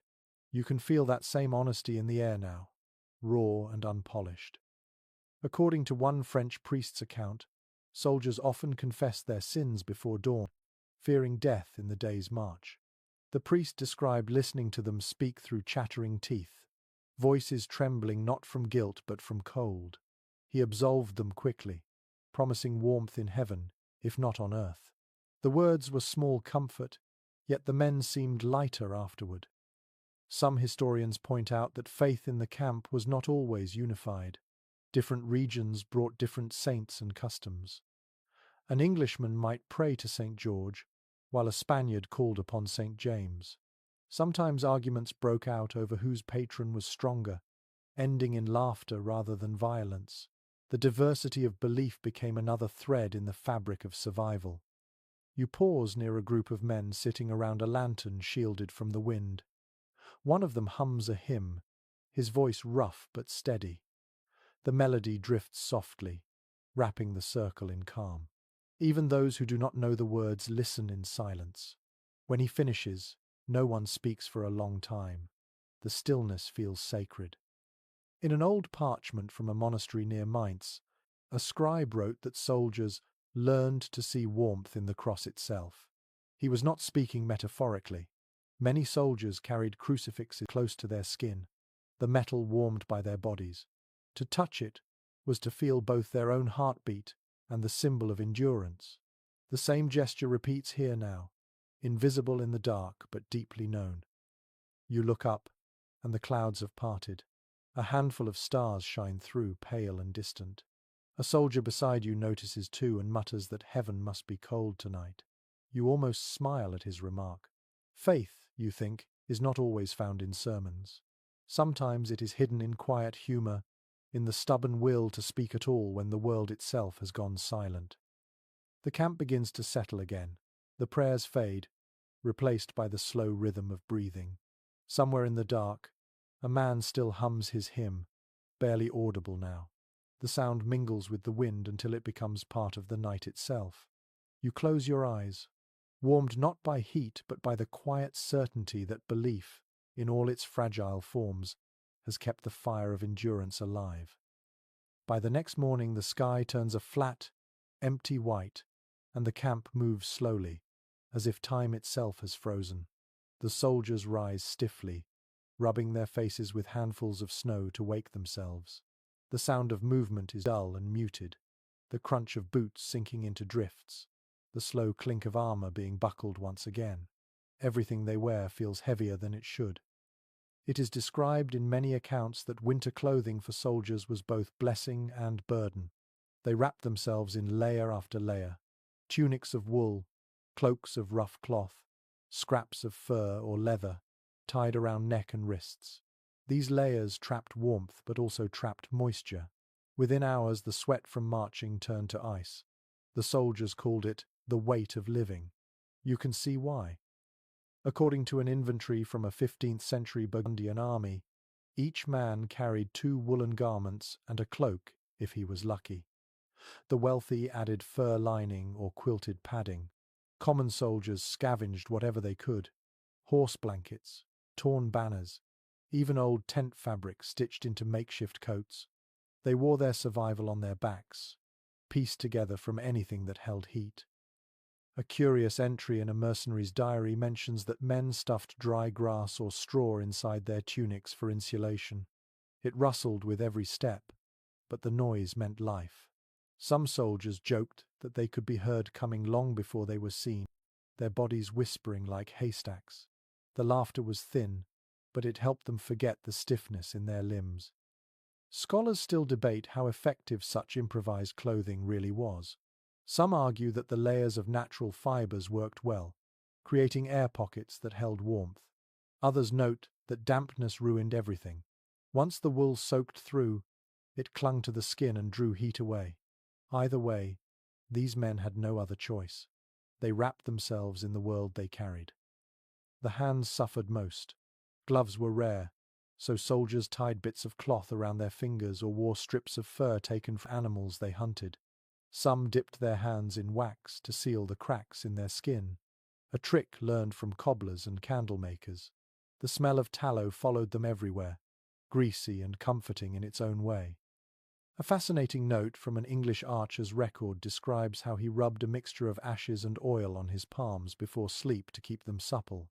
The trick, he claimed, came from a Moorish prisoner. Whether true or not, the idea spread quickly. Across camps, men shared recipes for warmth, the way others traded stories or dice. The face was harder to protect. The wind burned like a blade, and exposed skin turned white within minutes. Some soldiers smeared animal fat on their cheeks and noses, forming a greasy shield against frostbite. Others wrapped linen around their heads, until only the eyes remained visible. Looking across the camp now, you see figures that seem almost faceless, eyes gleaming through folds of cloth, human yet distant. According to the letters of a French squire, the worst moments came when clothing froze stiff overnight. He wrote of waking to find his cloak standing upright beside him, hard as wood. To put it on meant wrestling with ice, cracking it at the seams. The sound, he said, was like breaking bones. You can almost hear it now, the brittle snap of frozen fabric echoing through the still air. When the wind howled too fiercely, soldiers turned their cloaks into small shelters. They staked the corners to the ground and crawled inside, curling into balls to trap the last warmth of the day. The sight of hundreds of men cocooned like that must have been strange, the field covered in shapeless bundles that breathed. Modern historians point out that some armies learned from shepherds and travellers in the highlands. They wore cloaks treated with oil to repel water, or carried bare cloths wrapped tightly in waxed leather. It was crude technology, but surprisingly effective. A dry layer could save a life. Still, no garment could defeat exhaustion. Clothes became part of the body, never removed, never fully clean. The smell of sweat and smoke grew so thick it felt permanent. Soldiers joked that the odor frightened wolves away. Perhaps it did. You watch one man now as he adjusts his layers. His tunic hangs in tatters, the wool frayed at the edges. He pulls it tighter anyway, then ties a strip of linen around his neck. Another soldier nearby offers him a patch of fur cut from a dead animal. They share a small smile, the kind that asks nothing and gives everything.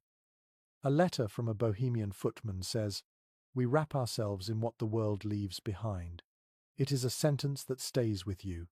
You picture these men clothed in the remnants of everything: fabric from villages burned, fur from fallen beasts, patches sewn from banners that once flew above battles now forgotten.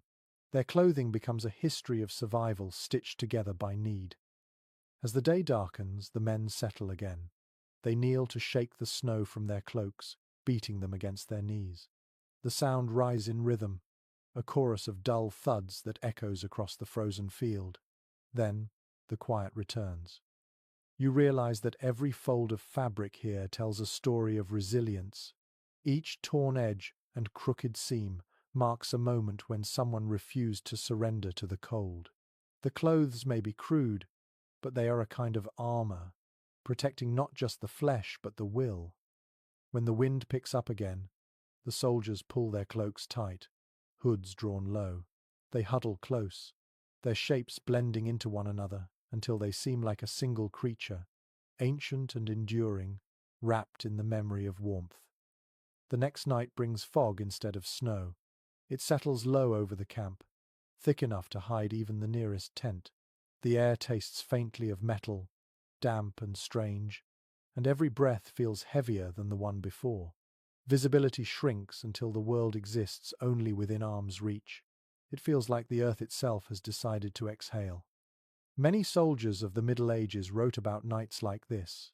They called the fog the walking mist, and feared it more than darkness. The cold air soaked through their clothes and dulled their senses, blurring friend and enemy alike. It silenced the camp in a way even snow could not. No sound carried far. Orders were given by touch, not voice. To call out meant losing your own direction. According to a record from a Flemish captain, fog turned winter camps into mazes. Men walked in circles searching for their own tents. Some wandered into ditches or fell asleep where they stood, their shapes discovered only at dawn. Torches were forbidden, for the light could reveal the camp's position to scouts. The result was a strange kind of blindness, one that forced every man to trust his instincts and memory. A curious detail in a knight's diary describes how men tied cords between tents to find their way through the mist. each cord connected to another, forming invisible paths through the fog. The soldiers joked that they lived in a web, but they followed the lines faithfully. You imagine them now, moving hand over hand along rough rope, the only sound, the quiet scrape of gloves against fiber. Modern historians discuss how these conditions affected the rhythm of sleep. Fog brought dampness, and dampness meant cold that crept through even the thickest blankets. Some soldiers stayed awake through such nights, preferring exhaustion to the fear of suffocating air. Others slept sitting up, faces covered by cloaks to keep the mist from their mouths. It was said that breathing fog too deeply could drown a man from within. Inside one tent, two soldiers sit back to back. They speak softly, testing whether the fog muffles sound as much as it seems. One jokes that angels must be washing the sky. The other replies that devils are stealing it instead. They laugh quietly, the sound small but alive. Humor, even in this gloom, becomes its own kind of warmth. An Italian chronicler tells of commanders who used fog to their advantage, sending small patrols to gather wood or food while hidden from the enemy. Yet those same patrols sometimes never returned. The mist swallowed direction, and footsteps faded quickly. Some soldiers marked their path by cutting branches or leaving scraps of cloth behind, hoping to find their way back before the cold took them. A peculiar story from a Polish campaign tells of men who claimed to hear voices in the fog. They spoke of whispers that sounded like prayers or warnings. Some said it was wind passing through hollow armor. Others insisted it was the souls of the dead walking beside them. Whatever the explanation, few slept easily when the mist was thick. You walk through it now, feeling how the air changes from one step to the next. Sometimes it seems warmer, almost gentle, and then suddenly cold again, sharp as ice. The tents loom as ghostly shapes, edges blurring and fading as soon as you move past them. Somewhere close, a horse snorts, its sound swallowed almost instantly. The world feels both near and infinite. According to a monk who travelled with the armies of France, fog had a strange spiritual quality.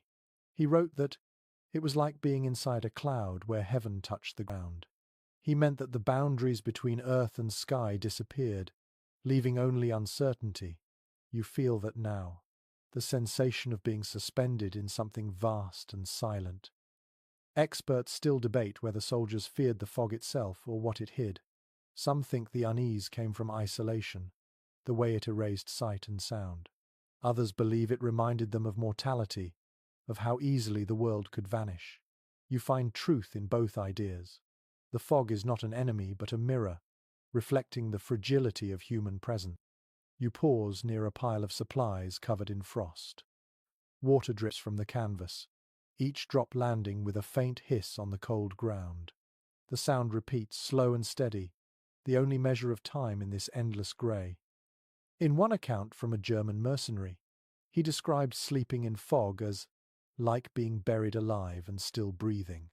Yet he also wrote that those who endured it felt a strange calm afterward. When dawn finally came and the mist lifted, the world appeared sharper, cleaner, as though reborn. You wait for that lifting now. Slowly, the fog begins to thin. The outlines of tents emerge, faint and trembling, like ghosts finding shape again. Men step outside, rubbing their eyes, blinking at the faint light returning through the mist. Someone mutters a prayer of thanks without even thinking. The camp looks smaller when the fog clears, the distance between things finally visible again. But you sense something else too, a quiet relief, the way men smile faintly at the simple gift of seeing one another again. In this place, sight itself feels like warmth. As night gives way to pale morning, the mist pulls away in slow ribbons, vanishing into the forest beyond. The soldiers stretch, shake out their cloaks, and prepare for another day. The world, once lost in grey, feels alive again. You take one last breath of the cool air, clean and thin, and it tastes like renewal. The fog is gone by noon, but the cold remains. The ground glitters with a thin layer of frost that crunches under every step. The soldiers are quieter now, their movements slower, more deliberate. There is a sense of routine in everything they do, a rhythm that has replaced fear. When life shrinks to the size of a single camp, even small acts become sacred. Chroniclers of the time often wrote about rituals that kept soldiers sane through winter. They were not grand ceremonies, but ordinary habits turned into anchors. Some men began each morning by sharpening their blades, whether they needed to or not. Others polished armor already spotless or counted arrows they had no use for. These repetitive acts created order where the world had none. A record from a French knight tells of men folding and unfolding their blankets before lying down, smoothing every crease as though tidiness itself held warmth. Others traced small patterns in the frost, marks that vanished within minutes. The habits were meaningless in purpose but vital in spirit. They gave the hands something to do while the mind waited for spring. According to a letter from a Flemish archer, soldiers carved pieces of wood into small figurines. Some shaped them into saints, others into animals or faces of lovers long unseen. They carried these carvings in their pockets, rubbing them smooth during the night. One man wrote that the touch of the little statue reminded him that the world still contained shape and softness, not only sharpness and cold. Historians have noted how these tiny routines acted like prayer for men who had run out of words. Repetition replaced language. Each polished buckle, each sharpened knife, was a small declaration of control.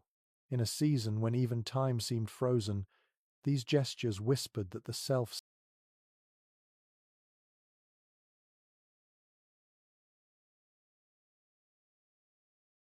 still existed. You walk through the camp and see these movements everywhere. A soldier mends a boot with thread scavenged from a cloak. Another adjusts the feathers on an arrow that may never fly.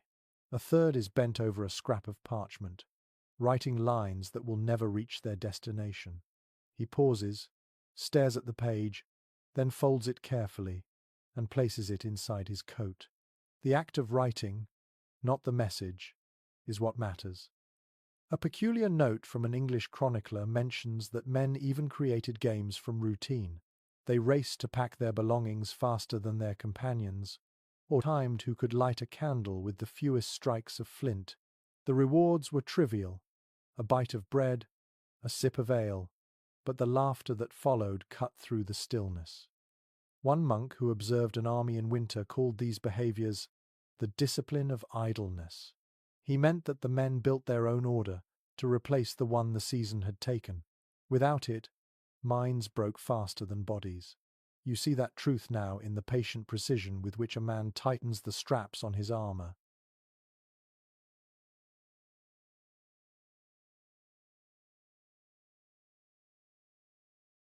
Though there is no battle coming, the gesture has become meditation. There are stories, too, of soldiers teaching one another skills to pass the time.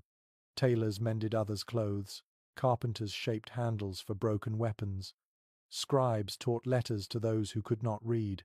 Learning became another way to stay warm. A chronicler from Milan described such scenes as the school of the cold.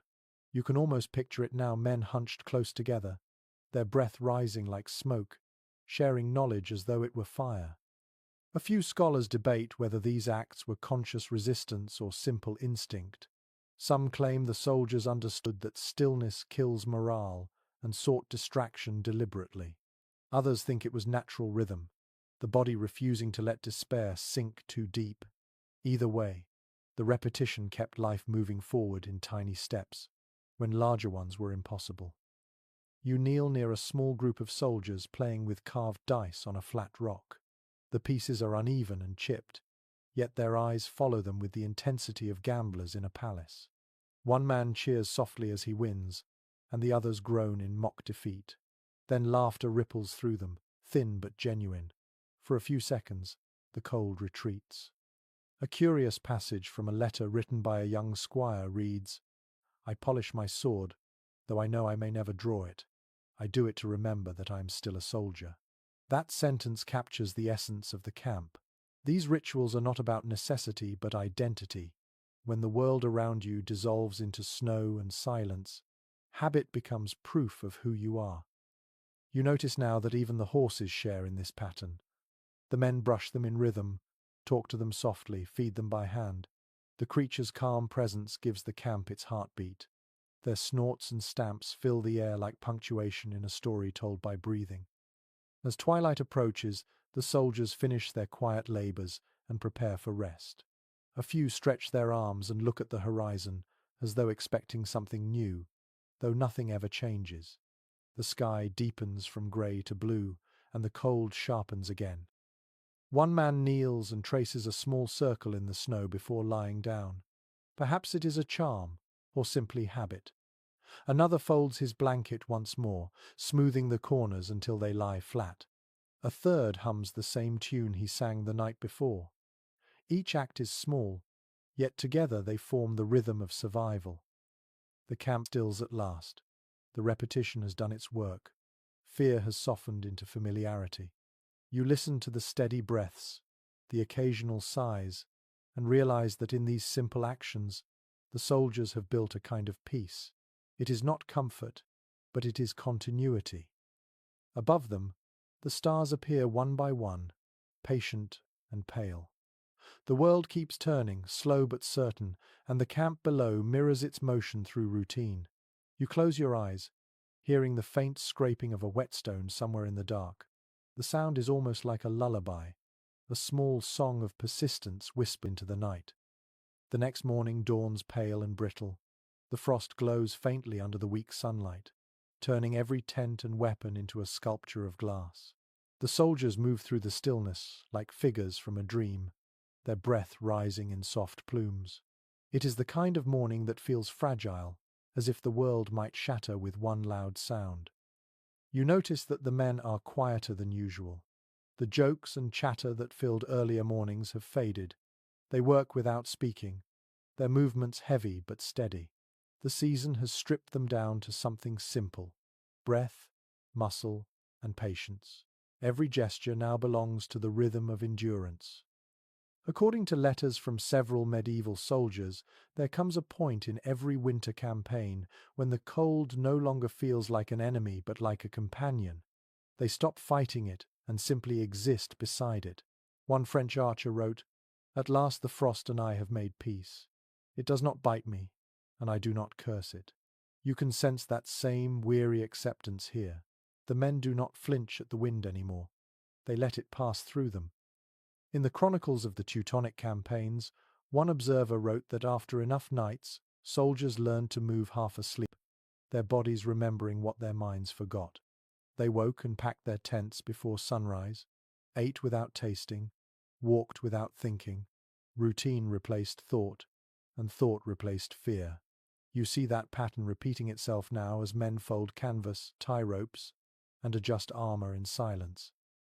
A curious note from an Italian scribe describes how the eyes of soldiers in winter took on a distant look, as if fixed on something far beyond the horizon. He believed it was the mark of those who had seen too much sameness, too much grey. Perhaps he was right. The men around you stare past the camp as though looking for colour in a world that has forgotten how to make any. Experts today often discuss this strange calm as a kind of endurance trance. The human body cannot sustain panic forever. Eventually, even suffering becomes familiar. The soldier's quiet is not resignation but adaptation. They have become part of the season itself, moving as slowly and inevitably as the snow that falls each night. You watch a group of men gathering what little remains of food. The bread is hard, the wine thin, but they eat with the same care as if it were a feast. One breaks a piece of bread in half and hands it to his companion without a word. The gesture carries more weight than speech. Shared hunger has replaced friendship with something quieter, but stronger. A peculiar entry from a Burgundian officer mentions that during the final weeks of a long winter, laughter sounded strange to him, like an echo of another life. Yet he also wrote that silence began to feel holy, a kind of peace found only when the world grew too cold for noise. You understand what he meant. The silence now is not emptiness but fullness, the stillness of people who have given everything they can and yet continue to move. In one corner of the camp, a young soldier is mending his boot again. The leather splits each morning, no matter how many times he stitches it. Still, He works carefully, tongue between his teeth, the thread biting into his fingers. When he finishes, he presses the boot to his chest as though testing its heartbeat. Then he smiles faintly, satisfied with the illusion of control.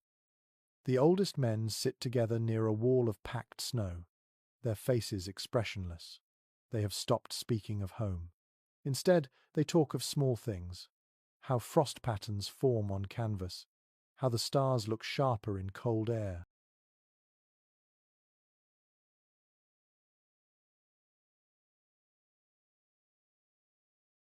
How the sound of a horse snorting feels like company.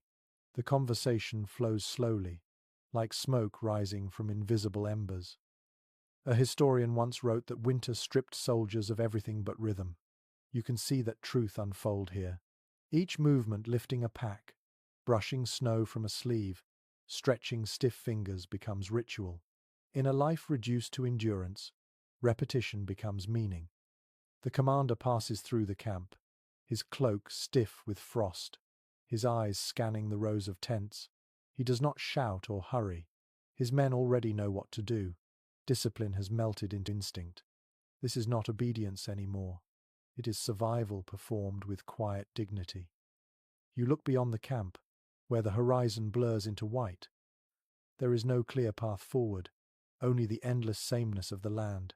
Yet the men will march again tomorrow, because that is what they do. Somewhere inside them, hope persists, not the blazing hope of victory, but the quiet, steady hope of continuation, the kind that needs no words, only breath.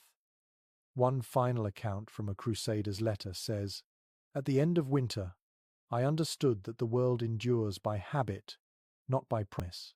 The line settles in your mind like snow on stone. You understand him completely. Survival is not a matter of triumph, but of repetition, of standing up each day to face what is still cold and unmoving." As dusk begins to fall, the camp grows still again.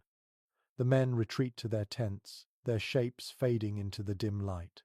You can hear the faint murmur of prayers, the rustle of blankets, the slow sigh of wind through the gaps.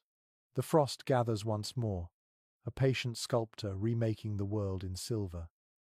You stand at the edge of the camp and take one long breath. The air burns your lungs but feels clean. For a moment, everything seems balanced, the cold, the silence, the steady persistence of those who refuse to yield. The night descends softly, and the soldiers sleep again, their dreams as quiet and enduring as the snow that covers them. The last night of winter comes without warning. The wind has gone still, and the sky stretches wide and pale above the frozen world. The camp rests quietly, smaller now, its tents half buried under the final crust of snow. The sounds are faint, a cough, a horse shifting its weight, the slow crack of ice as it settles. You can feel that the season is nearly over, though the air still holds its sharpness. It is often written in chronicles that the end of a winter campaign carried a strange mix of relief and sadness.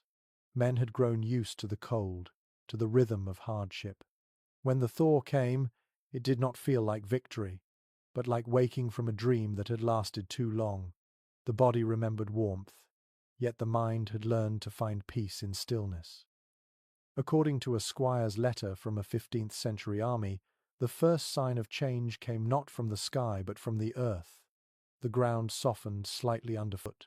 Snow melted into dark patches of mud, releasing the scent of soil that had been locked away for months. He called it the smell of life returning, though it mixed with rot and ash. You can almost smell it now, a faint, heavy sweetness rising beneath the frost. A curious passage from an English chronicler describes how the men, on such nights, took off their gloves for the first time and simply touched the ground. Their fingers sank into the half-thawed mud, and they smiled without speaking. To touch warmth again, even hidden in the earth, was like touching the promise of home. Modern historians often note that when winter finally released its hold, soldiers felt both renewed and uneasy. The hardships that once gave their days structure disappeared. No more rituals of survival, no more careful scraping of frost or counting of breaths. The quiet endurance that had defined them now began to fade. The coming of spring meant movement, and movement meant danger. You walk through the camp and see this uncertainty in their faces. Some men sit awake, staring at the faint glow of the horizon, where the sky lightens to silver. Others pack slowly, unsure whether to feel joy or caution. Their bodies are ready to march, but their minds linger in the stillness that kept them alive. A monk who travelled with an army during the early 14th century wrote that winter teaches the soul to whisper. He believed that the months of cold gave men a kind of humility that warmer seasons quickly stole away. You think of that now, watching a soldier trace small shapes into the snow beside his tent. He draws a cross, then a circle, then wipes them both away with his glove. Some habits are not meant to last, but they leave their quiet imprint. The horses stamp restlessly, their breath rising in great clouds. The animals sense what is coming. The men feed them bits of dried grass and murmur softly, not with affection but with gratitude. These creatures carried them through hunger and frost. Now they will carry them again into the uncertain warmth ahead. A peculiar note from a Burgundian account tells of soldiers who could not sleep on the final night of winter. They lay awake listening to the slow dripping of melting ice, each drop marking the passing of a season. The sound was soft, almost musical, but it filled them with unease. They had grown used to the silence of snow. Now, the world had begun to speak again. You listen too, and you hear it. The faint drip of water from the edge of a tent, the rustle of thawing branches beyond the camp. The stillness of the past months begins to loosen. The night that once smothered now breathes. It feels alive again, yet fragile, as though it could vanish if you move too quickly. Some historians write that the final act of a winter encampment was always the same. Before dawn, soldiers gathered their belongings, stamped out what remained of their fire pits, and turned once to look back. The field behind them was marked by shallow hollows where men had slept, by piles of ash and broken wood, by melted patches of snow that bore the shape of human rest. Within a few days, the wind would erase it all. You stand among them now, watching as the first light stretches across the horizon. The frost glows faintly, the sky turns pale gold, and steam rises from the damp earth. The soldiers begin to move, pulling down tents, rolling blankets, tightening straps. They do not speak much, only nod to one another as they pass. Their faces are older than when the winter began, but steadier too. A final image from a monk travel diary stays with you. When the cold was gone, the men seemed lighter, but the quiet they carried stayed behind their eyes. You see that same quiet now in these soldiers as they prepare to leave. They have learned something that cannot be taught, a knowledge etched not in words but in the body, the art of surviving what cannot be conquered. As the last tent falls, the camp becomes nothing more than a scar on the landscape. The men form their lines and begin to march, their boots sinking into softening snow. Each step sounds like farewell. The air smells of thawing soil, of smoke, of life beginning again. You follow them to the edge of the ridge and look back once more. The wind moves gently across the field, lifting the last traces of frost. The season ends not with triumph, but with endurance fulfilled. The soldiers fade into the distance, their cloaks blending with the pale morning light. What remains behind is silence and the faint warmth of memory. Now, dim the lights. Let the cold world recede. The camp sleeps in history's quiet shadow, its voices fading into time. Close your eyes and breathe slowly. The soldiers have moved on, and so can you. Let the snow settle. Let the silence rest. Sleep now, soft and deep. The story slows here, like a candle burning low. The long march of winter fades into quiet warmth. You feel the weight of the cold lifting, piece by piece, replaced by the gentler rhythm of your own breathing. The soldiers have vanished into memory, but their endurance remains, echoing softly through time. Every sigh of wind, every creak of floorboard, carries a hint of their strength.